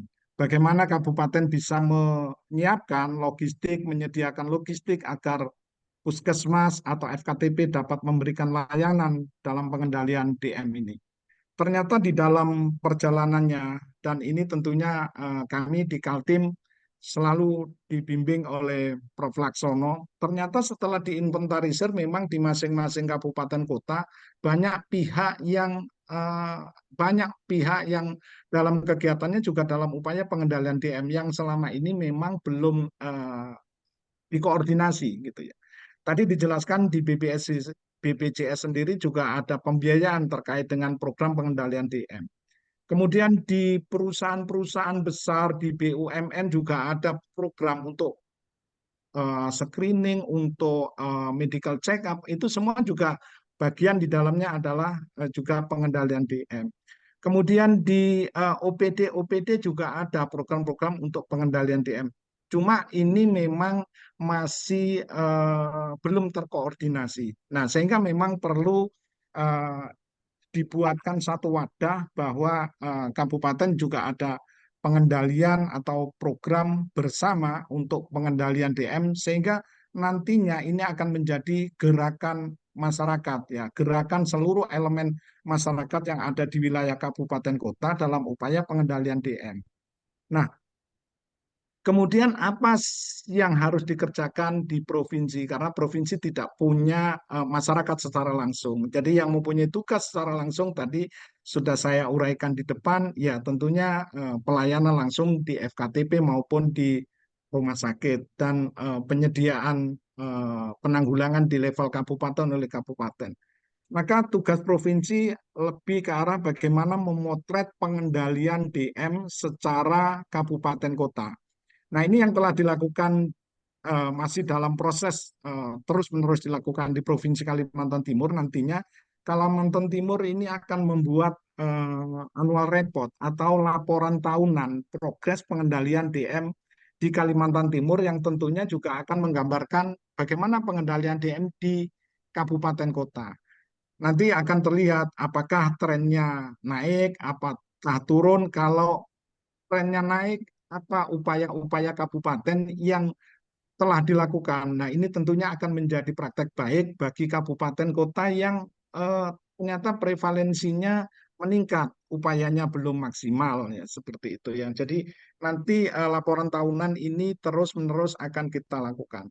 Kemudian yang kedua, ini sekarang sudah era transformasi digital. Maka di Provinsi Kalimantan Timur tentunya akan membuat web, ya ini juga sudah difasilitasi oleh tim dari Prof. Laksono. Kita akan membuat web terkait dengan pengendalian DM, termasuk juga bagaimana tahapan-tahapan DM berat itu bisa terjadi, apa yang harus dilakukan di masyarakat, kemudian apa yang harus dilakukan di semua OPD terkait. Dan ini bagus sekali. Ini adalah web yang nantinya akan kami gunakan terus untuk advokasi, baik di tingkat pimpinan maupun advokasi pada OPD-OPD terkait. Nah, ini yang cukup bagus sekali sehingga nanti secara berkala teman-teman kabupaten diharapkan untuk mengisi semua form yang ada agar data yang ada dalam web itu terupdate.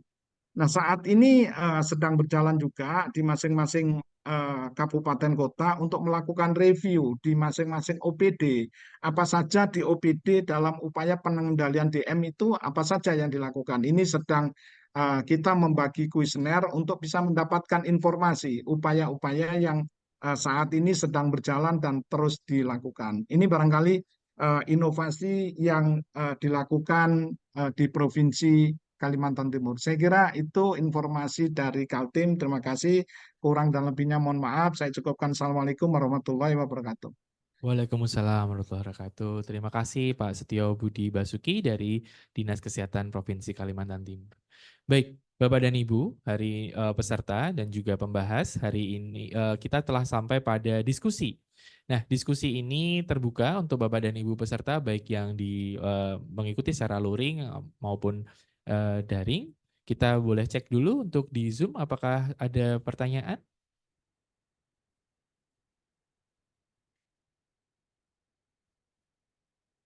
Belum ada pertanyaan. Baik, karena belum ada pertanyaan di kolom chat, apakah Bapak dan Ibu? Oh, ada satu. Baik, ada satu pertanyaan dari peserta untuk ditujukan kepada Prof. Laksono. Oh, baik. Ada Ibu Esther Maria yang sudah mengangkat tangan, raise hand di forum. Silakan Ibu Esther untuk memperkenalkan diri dan juga pertanyaannya ditujukan ke siapa. Silakan. Ya, selamat siang. Nama saya Esther Maria Susanti Tompul. Saat ini saya bertugas di BPJS Kesehatan. Yang saya mau tanyakan, nah untuk saat ini memang untuk penyakit diabetes dan hipertensi, ini ada BPJS ada membentuk program disease management program yaitu Prolanis. Nah, dari Prolanis ini memang saat ini dengan Dinas Kesehatan sendiri kita berkolaborasi untuk diabetes pengelolaannya seperti itu. Tapi yang menjadi kendala kami memang untuk mencapai outcome taraf kesehatan yang meningkat. Nah, ini kan tidak bisa hanya peran dari BPJS ataupun peran dari Dinas Kesehatan saja. Karena untuk saat ini di wilayah kerja saya itu target tidak tercapai sama sekali untuk diabetes yang terkendali. Nah, regulasi seperti apa? Mungkin kalau saya melihat di negara lain ya untuk penerapan seperti ini, nah mereka punya kompetensi dokter itu sama semua untuk diabetes. Jadi untuk bagaimana untuk edukasinya, bagaimana untuk senamnya, aktivitas fisiknya. Nah, ini semua mereka bersertifikat kompetensi, ada dokternya itu berkompetensi untuk program-program yang akan disampaikan ke masyarakat yang penderita diabetes ini. Nah, apakah di kita karena untuk diabetes ini dia terintegrasi dan bisa hanya BPJS Kesehatan dan juga Dinas Kesehatan, tapi harus dia polanya integrasi dan care koordinatornya itu ada di FKTP. Karena beban di tempat wilayah Mohon saya maaf ini Bu Esther, boleh langsung ke pertanyaannya? ya, seperti apa seperti apa Kementerian Kesehatan regulasi yang dibuat sehingga sama semua kompetensi dokternya itu sama dalam hal edukasi, dalam hal untuk aktivitas fisik itu ada modulnya seperti modulnya sama di setiap daerah seperti itu, Pak. Makasih.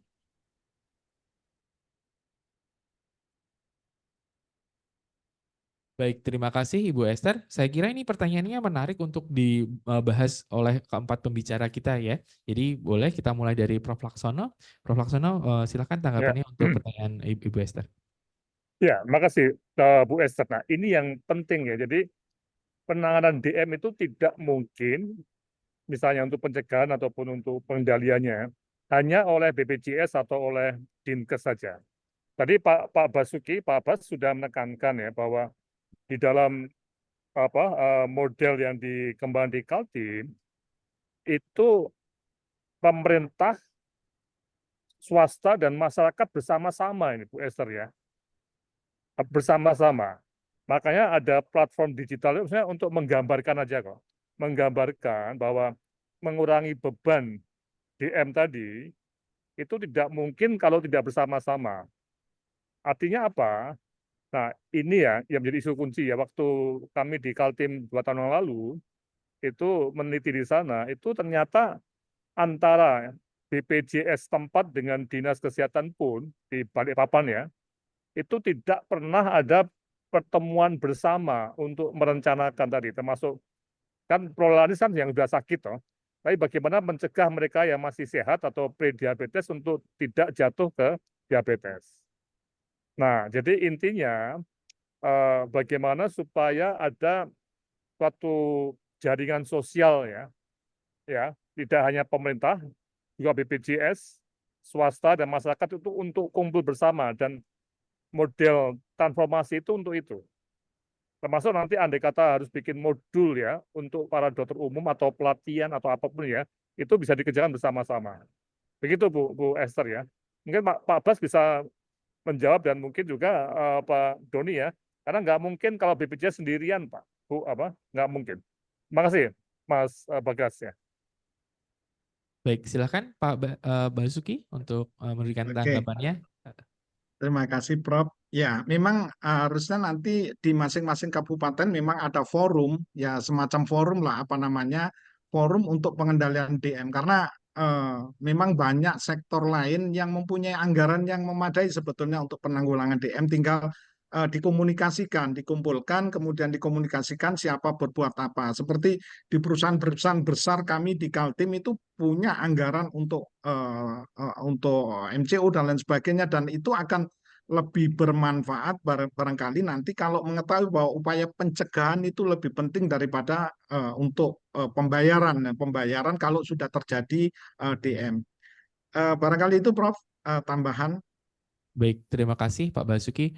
Pak Doni, kita mau ke Pak Doni yang juga menyinggung tentang bagaimana tadi penyeragaman atau mungkin diskusinya adalah standarisasi ya untuk pelayanan. Tadi juga sudah sempat disinggung Prof. Laksono bahwa ada klaim yang sangat tinggi di Jawa misalnya. Jadi mungkin isu tentang standarisasi pelayanan juga termasuk juga kompetensi dokter yang melayani yang nanti pada akhirnya akan pembayarannya akan dilakukan oleh BPJS Kesehatan ini menjadi penting dan bagaimana usaha-usahanya dari BPJS Kesehatan. Silakan, Dr. Doni. Ya baik, terima kasih Prof. Laksono. intinya saya setuju dengan dengan apa yang Prof. Laksono sampaikan tadi, bahwa memang ketika kita bicara bagaimana kita menahan laju progresivitas penyakit tidak menular seperti DM, hipertensi, memang kita harus ada upaya bersama semua. Karena ini sekali lagi kan, ini antara lain banyak faktornya ya. Makanya sebut namanya kronis karena dia multifaktorial dan nggak bisa sembuh. Makanya memang butuh dukungan mulai dari hal yang paling sederhana. Contoh misalkan bagaimana membiasakan orang supaya jalan gitu ya. Jadi kalau kita lihat di kampus-kampus di Amerika itu lift tuh taruh di belakang banget. Jadi semua mahasiswa suruh naik tangga supaya bergerak, aktivitas fisik. Atau bagaimana jalan-jalan di angkutan transportasi diperbaiki supaya orang mau menggunakannya dan tidak harus naik mobil duduk berjam-jam sehingga obesitas. Jadi memang ini perlu koordinasi semuanya. Nah, tapi memang tentunya paling tidak koordinasi intinya ada di antara sektor-sektor kesehatan. Dan saya setuju Prof. Laksono, Pak Setio, bahwa memang ini mungkin kami juga masih belajar ya, karena memang kami ini kan dulunya kan pure insurance. Kalau waktu zaman Askes itu kami betul-betul pure insurance yang memang belum memiliki koneksi yang memadai dengan isu-isu public health. Nah, tapi sekarang sejak kita berubah jadi BPJS, atau kita memang sudah mulai merubah paradigma kita, memang kita ini adalah apa yang disebut dengan public health insurance.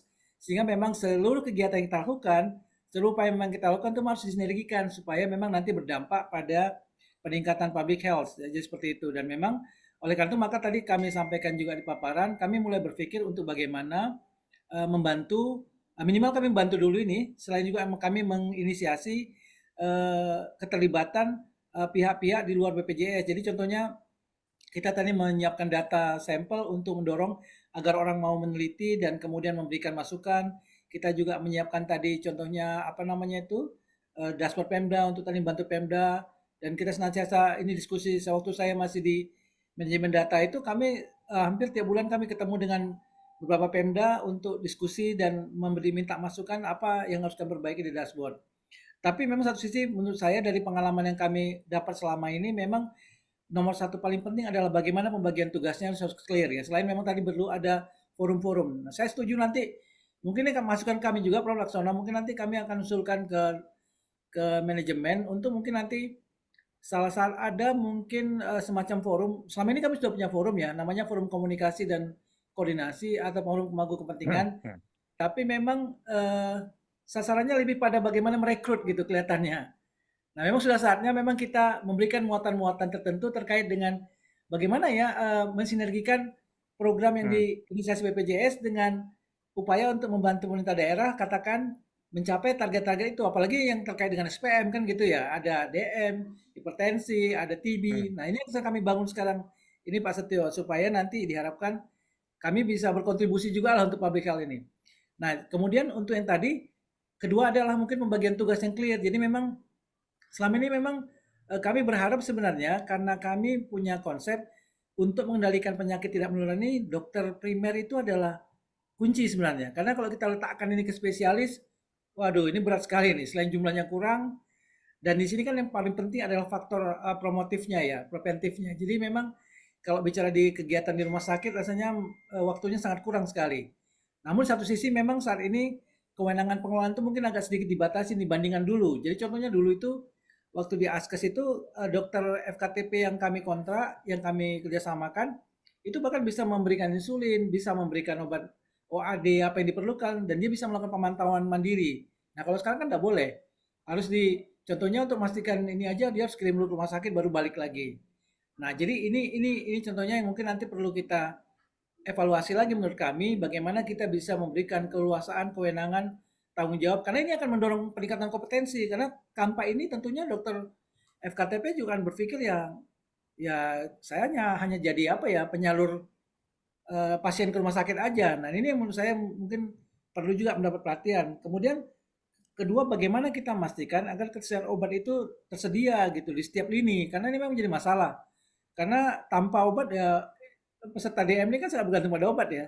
Kita kalau bicara tadi yang belum DM, oke, nanti kita bisa sinergikan bersama kegiatan. Tapi kalau sudah DM kan obat ini menjadi salah satu faktor penting. Nah ini bagaimana memastikan kesediaan obatnya. Lalu termasuk juga bagaimana nanti mengkolaborasikan kegiatan lab-lab penunjang misalkan seperti apa. Termasuk juga tadi kesediaan sarana di FKTP, sarana di wilayah-wilayah, dan memang ini nggak mudah ya, karena contohnya kan kalau kita membuat lab di satu wilayah tentunya harus ada subsidi pemerintah dulu. Sebelum nanti turun swasta akan melihat pasarnya baru dia akan turun gitu. Nah ini menurut kami Prof. Laksono hal-hal yang mungkin salah satunya mungkin menurut kami ini perlu kita pikirkan bersama lah. Kalau perlu apa dibuat peta jalan bersama ini yang melibatkan BPJS juga dan semua stakeholder terkait lah supaya kita bisa betul-betul mensinergikan kegiatan kita itu. Salah satu pendapat kami, makasih banyak. Baik, terima kasih Dr. Doni. Kita ke Dr. Esti untuk tanggapannya. Silakan dokter. Ya, terima kasih sekali Bu Esther Maria untuk pertanyaannya. Memang untuk kegiatan literasi ya, literasi kesehatan, kemudian promosi dan edukasi, ini mungkin sebagai bagian dari insan kesehatan ini kita punya apa ya, tanggung jawab ya, selain memang pemerintah saja mungkin tidak cukup gitu Bu Esther, tapi mungkin kita perlu upaya kolaborasi yang bersama-sama dan tentunya dengan memanfaatkan platform-platform yang ada ya, sekarang sudah zamannya digital ya, tentunya kegiatan ini pun juga bisa menjangkau masyarakat, maksudnya bisa menjangkau orang yang lebih banyak. Demikian juga dengan adanya sosial media dan tentunya tambah lagi adanya peran dari media dan juga mungkin dari sektor privat dan akademisi ini tentunya lebih menjangkau lebih banyak lagi. Ya, mungkin terkait dengan standarisasi ya kesehatan. Memang saat ini kita punya SKDI ya. SKDI ini Standar Kompetensi Dokter Indonesia ini memang untuk DM itu untuk yang tanpa komplikasi seharusnya memang sudah selesai di level primer begitu. Ditambah lagi kita juga saat ini punya platform untuk pelatihan yaitu Satu Sehat gitu ya, yang juga untuk pelatihan ini kami di Kementerian Kesehatan juga sudah memasukkan untuk pelatihan DM secara terintegrasi yang untuk sasarannya adalah untuk FKTP dan juga tentunya penguatan-penguatan yang untuk level rujukannya. Memang masih belum secara merata ya, tapi paling tidak upaya ini sudah kami mulai dari 2 tahun terakhir ini. Dan harapannya tentunya semakin juga memperkuat SDM kita dalam mengelola penyakit diabetes mellitus. Mungkin sedikit tambahan Bapak Ibu sekalian dengan adanya pembahasan Fornas terakhir ya, memang untuk insulin sebenarnya sudah masuk di Fornas yang terakhir ini. Memang ada insulin yang memang sudah bisa diberikan di FKTP, nah mungkin masih terbatas Bapak Ibu sekalian. Dan untuk di Fornas ini mungkin untuk kalau kita merujuk lagi ke konsensus Perkeni maupun PNPK begitu, inisiasi ini sudah bisa diberikan di FKTP, namun tentunya harus tetap untuk melakukan konsultasi, entah itu melalui telemedicine atau mungkin dengan konsultasi langsung kepada FKRTL. Nah, mungkin untuk skema pembiayaannya ini yang masih perlu didiskusikan lebih lanjut ya. Untuk saat ini mungkin masih masuk dalam kapitasi ya. Harapannya ke depan mungkin sudah bisa ada skema lanjut ya, skema yang mungkin perlu pembahasan lebih lanjut. Dan skema ini mungkin bisa dimulai untuk daerah-daerah yang memang sangat perlu ya, seperti daerah TTPK. Mungkin itu yang sempat juga menjadi topik dari arahan dari para pimpinan kami. Demikian mungkin dari saya, Pak Bagas, Prof. Laksono, mohon masukannya juga tentunya, dan juga para Bapak Ibu yang dari lintas sektor BPJS dalam hal ini. Terima kasih untuk kesempatannya. Baik, terima kasih Dr. Esti atas tanggapannya. Bapak dan Ibu, tadi adalah diskusi pertama dari pertanyaan Ibu Esther. Terima kasih Ibu Esther untuk pertanyaannya. Apakah kita punya penanya selanjutnya? Ya, ada pertanyaan dari kolom chat ini sepertinya ya. Kita akan ke dua-duanya. Ini ada dari dari Bubung Insandoyo. Penggunaan obat diabetes di puskesmas meningkat karena ada tambahan pasien DM program programatis dan PTN. Bagaimana solusinya? Sepertinya ini akan mempertanyakan tentang mungkin kapitasi tadi atau pembiayaannya, atau mungkin eh, pernah mengalami kelangkaan obat mungkin yang tadi juga eh, disinggung juga oleh Dr. Doni bahwa ketersediaannya akan terus dipantau dan dijamin. Lalu juga ada dari Dr. Sofi Aresi yang bertanya tentang meningkatkan kompetensi nakes di FKTP agar bisa mengelola pasien DM dengan baik. Ya, karena hampir semuanya memiliki komplikasi progresif dan dirujuk ke fasilitas kesehatan tingkat lanjut. Yang ini tadi juga align dengan diskusi yang disampaikan oleh Dr. Esti terkait peningkatan kompetensi di pelataran sehat. Mungkin nanti akan ada hal-hal tambahan lagi. Baik, silakan dari pembahas untuk membahas dua pertanyaan ini. Mungkin bisa kita mulai dari Prof. Laksono lagi, Prof. Halo, Ya, coba kita yang mana? Yang Bu Sofi ini ya? ya, mungkin dari Bu Sopi. Kalau dari sisi kebijakan, misalnya Enggak, bagaimana sih, Prof, untuk meningkatkan itu? ya. Kalau itu ya, kemudian nakes nanti Bu Esti ya yang jawab ya. Saya gini ya, pada Bu Sofi yang memang selama ini kita hanya fokus pada pilar keempat ya, tentang medikamentosa. Nah, inilah yang menjadi isu kunci ya. Jadi adanya penggambaran digital tadi ya, secara rumah transformasi tadi, itu saya membawa prinsip transformasi yang semua pilar itu menjadi satu kesatuan pemikiran. Jadi kita tidak akan hanya tanda kutip ya, terbatas pada medikamentosa, tapi juga bagaimana mencegahnya. Karena kalau kita hanya medikamentosa semua, udah uangnya BPJS akan habis ya, nggak akan sustain ya. Jadi kita harus berani menyatakan pada bangsa kita ya bahwa kita harus secara preventif ya, itu harus betul-betul menjalankan tadi pencegahan DM dan juga ke masyarakat. Ini contoh aja ya.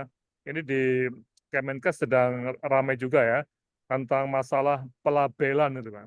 Tahu ya pelabelan tadi. Mungkin Bu Esti bisa tanya makanan yang jadi merah, kuning, hijau ya.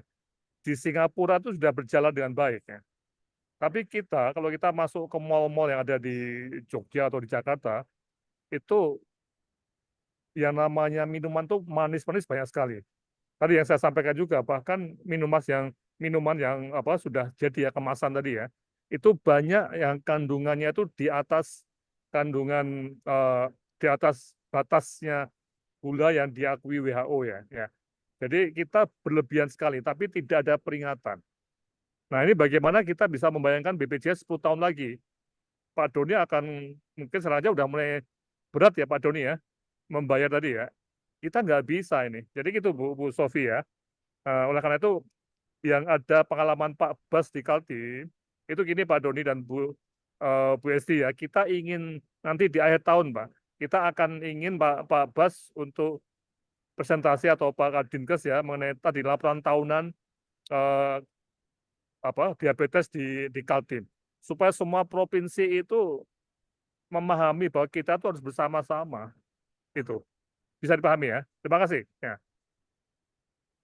Baik, terima kasih Prof. Laksono. Mungkin kita menyambung ke Pak Bas tentang tadi juga kita mau tahu pengalamannya di Kaltim ya. Apakah kemudian setelah dilakukan usaha-usaha gitu, terus banyak pasien yang ke FKTP, terus misal ada masalah di misal pelayanan, obatnya jadi kurang atau bagaimana? Mungkin kita bisa ngobrol juga terkait itu, Pak Bas. Izin Pak moderator, kebetulan posisi kita ada di provinsi ya, jadi kurang detail melihat permasalahan yang tadi di tingkat operasional. Nah, memang beberapa waktu yang lalu Prof. Laksono juga mendampingi kegiatan penanggulangan DM di Kota Balikpapan. Memang setelah dilakukan kegiatan lebih masif, memang juga dampak bahwa pemerintah di Kota Balikpapan juga mempunyai komitmen yang tinggi sehingga penyediaan anggaran untuk pengadaan tes cepat untuk memeriksa gula darah ini juga semakin banyak sehingga masyarakat yang terdeteksi juga jumlahnya semakin banyak. Nah, terkait dengan layanan terkait dengan obat mungkin tidak terekspos sampai di kita. Terima kasih. Baik,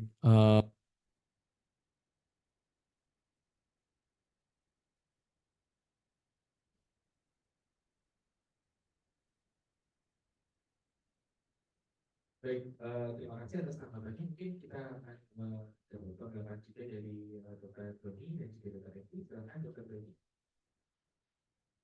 Oh iya, maaf, ini saya dipanggil ya, suaranya kedengeran, nggak terlalu dengar. Oh, Oh iya, saya ya berarti. ya. Oh iya, baik, baik, baik. Baik, iya makasih banyak.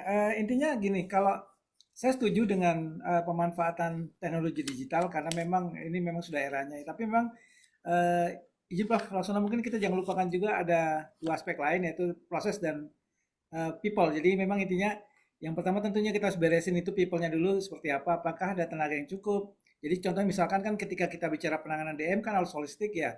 Jadi mulai dari bagaimana nanti kita bisa menginsersi paham-paham atau konsep-konsep promotif, misalkan ketika dia ada DM harus mengingatkan dia bahwa orangnya tolong jangan keluar rumah tanpa alas kaki karena nanti begitu luka bisa jadi potensi gangren. Nah itu harus terus diingatkan, apalagi pasien DM itu kan kalau dilihat dari data yang ada di kami itu hampir semuanya cukup besar yang dominasinya ada di wilayah-wilayah pasien-pasien yang sudah sepuh. Artinya sini satu sisi juga caregiver harus kita kuatkan, bahwa caregiver juga harus memiliki pemahaman yang cukup mencukupi untuk nanti bisa mendampingi pasien-pasien tadi yang sudah sepuh misalkan. Yang kedua tentunya misalkan contohnya bagaimana kesehatan tenaganya sendiri, bahwa memang modul-modul pelatihan yang tadi disampaikan oleh Ibu Esti, modul pelatihan itu ada, tapi mungkin yang paling penting menurut kami selain modul tentunya bagaimana manualnya, guidelines-nya seperti apa gitu. Karena kan tentunya saya seorang dokter, pengalaman saya kadang-kadang ketika saya baca buku dan di lapangan berbeda itu saya bingung gitu. Nah, ke siapa saya harus konsul misalkan? Ke siapa saya harus bertanya? Nah, ini juga menurut saya kami perlu. Kemudian juga nanti ketika bicara people-nya, maka memang tentunya ada tim lain yang akan mendukung. Jadi contoh misalkan harus ada ahli gizi, ada apoteker yang nanti bisa tempat kita berdiskusi apakah kita sama nakes ataukah nanti di antara peserta ke pasiennya ke nakesnya misalkan untuk memahami efek samping obatnya, karena tentunya dokter mungkin nggak punya banyak waktu juga untuk menerangkan efek samping obat atau bahkan memonitor efek sampingnya sendiri. Nah ini jadi artinya sini harus ada satu kesatuan tim yang baik gitu seperti itu. Kemudian dari sisi prosesnya tentunya harus ada alur yang jelas. Misalkan ketika kita ketemu orang ini terdeteksi DM, kemana kita akan sampaikan dia? Apakah kita akan rujuk dulu kemana dan kemana? Atau bagaimana aliran datanya, flow datanya? Nah, nanti inilah yang nanti mungkin akan menjadi konten yang baik atau muatan yang baik ketika nanti divisualisasikan dalam bentuk digital, sehingga memang nanti diharapkan ini juga akan dapat membantu atau memberikan kecepatan, akselerasi dalam pengambilan keputusan dan sebagainya. Karena sekali lagi kan DM juga sangat tergantung dari pengolahan yang sifatnya perorangan ya, karena setiap orang itu mempunyai potensi kasus dan kondisi yang berbeda, sehingga memang dokter itu harus punya tools yang bisa dia mengambil keputusan, oh kalau untuk si A ini saya akan intervensi ini, si B intervensi ini, si C intervensi ini, seperti itu. Mungkin itu yang mungkin kami masukan kami, mungkin nanti intinya tentunya kita ini memerlukan kolaborasi lah, karena tentunya ini nggak semua bisa dikerjakan oleh pemerintah. Harusnya swasta juga perlu dilibatkan sini, karena swasta juga sekarang ini saya lihat perannya makin besar gitu, seperti itu. Mungkin itu, makasih. Baik, terima kasih Dr. Doni. Dr. Esti? Iya, setuju sekali sih Bapak Ibu sekalian ya. Tentunya peran semua itu penting ya, dan juga pembenahan untuk regulasi dan juga alur itu juga salah satunya juga menjadi concern kita bersama tentunya. Nah, untuk pelatihan peningkatan kompetensi itu tidak juga harus, maksudnya tidak hanya tertuju pada satu disiplin ilmu saja ya, seperti contohnya dokter. Sebenarnya kita juga memperkuat di bagian edukatornya. Jadi yang untuk selanjutnya setelah pasien ini mendapatkan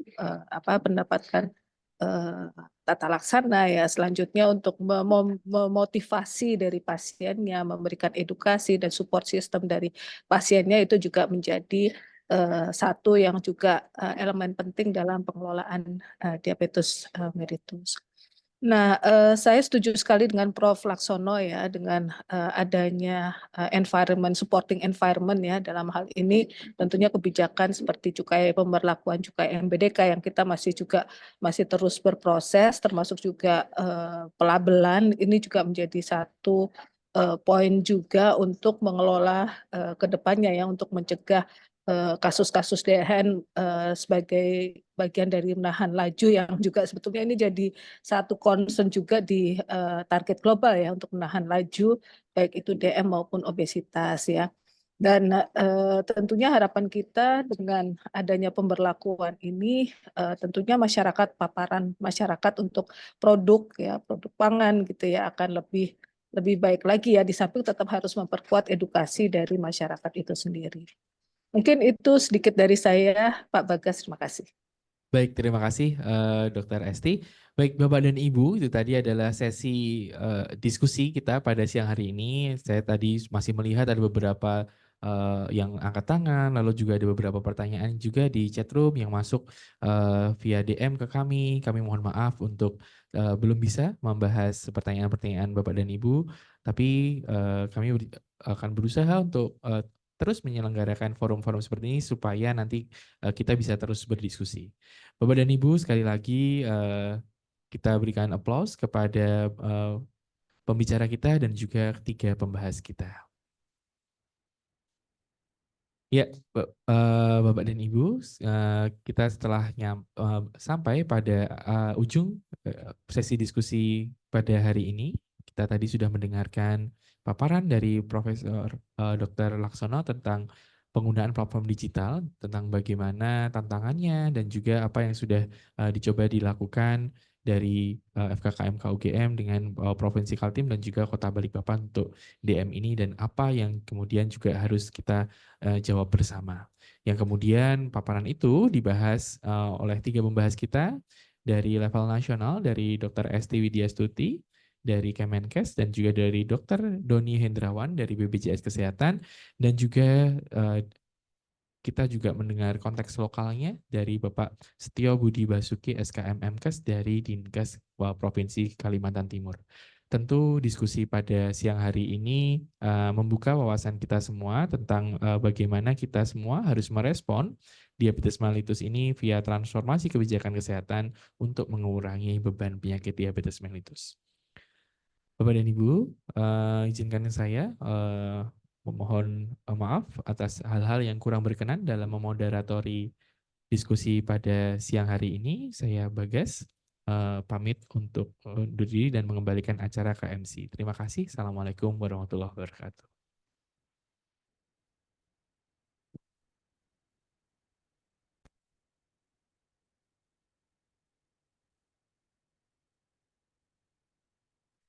Baik, terima kasih tentunya kepada para narasumber, pembahas, serta moderator yang tentunya pada siang hari ini telah menghadirkan diskusi yang sangat luar biasa dan tentunya dapat bermanfaat bagi kita semua.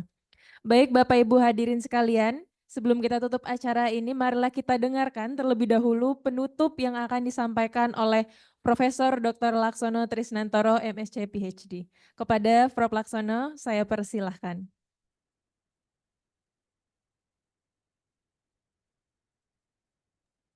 Pertama-tama terima kasih pada para pembahas ya, ada Pak Setio Budi Basuki dari Kaltim, Bu Esti, Pak Doni, dan semua peserta yang datang pada hari ini ya. Jadi apa yang kita kembangkan tadi itu memang ditanyakan juga, apakah platform digital ini ya. Jadi ini sebenarnya suatu tempat aja ya. Tadi betul Pak Doni, yang penting itu orangnya. Nah, namun kita tuh khawatir betul ya, kalau kita tidak bisa menggambarkan secara kontinu ya.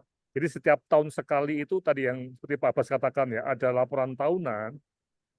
Jangan-jangan kita tidak mempunyai sistem monitoring. Kalau kita tidak punya, maka tiba-tiba ini beban untuk mendanai penyakit-penyakit akibat DM itu tiba-tiba dirasakan sangat berat bagi BPJS dan juga bagi pemerintah daerah juga, bagi masyarakat. Nah, inilah letaknya. Jadi memang platform itu memang secara visual itu bisa dipakai untuk melihat seperti ini, dan yang sangat penting dipakai oleh orang-orang tadi yang bergabung dalam jaringan sosial untuk pencegahan DM. Nah, orang-orang tadi itu bisa orang biasa, bisa akademisi, bisa orang asuransi kesehatan, BPJS, bisa orang Pemda, bisa bupati, wali kota, itu bisa melihat secara cepat ya, oh bahwa ternyata beban kita itu meningkat. Oleh karena itu memang ada isu-isu kebijakan yang ditulis, tapi kita mungkin kurang kebijakan yang terintegrasi misalnya. Nah, oleh karena itu, sebagai penutup, memang webinar ini baru memperkenalkan ya. Tapi nanti harapannya Pak Bas yang ada di Kaltim itu bisa menyajikan ya Pak Bas ya, di akhir tahun Desember ini. Dan nanti Pak Doni ya, teman-teman di BPJS barangkali juga bisa mendorong ini jadi satu contoh untuk seluruh Indonesia ya, supaya jangan sampai tadi seperti pertanyaannya Ibu siapa tadi ya, Selva ya, itu seolah-olah ini kerjaannya BPJS saja, tidak mungkin. Ini. Prolanis itu berapa persen sih yang, dan itu sudah terlanjur sakit ya Pak Doni ya, prolanis itu ya, itu nggak cukup ya. Itu harus ditarik lebih awal sejak mereka masih sehat, itu jangan sampai jatuh menjadi prediabetes. Yang sudah prediabetes itu harus kita kembangkan untuk pencegahannya. Ya, jangan sampai jatuh ke diabetes. Yang sudah jadi diabetes jangan sampai menjadi komplikasi. Ya ini. Jadi urutan ini yang kita harus jelas betul kita kerjakan. Nah, yang sangat penting itu lokasinya tadi ya Bu Esti ya, tidak hanya pusat, tapi harus sampai ke daerah. Nah, makanya tadi Persadia di daerah ada nggak?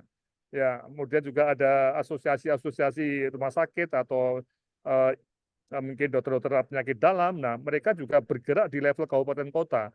Sehingga bersama-sama kita bahu-membahu untuk mencegah DM bertambah, dan platform itu hanya sebagai alat ya, bukan tujuan.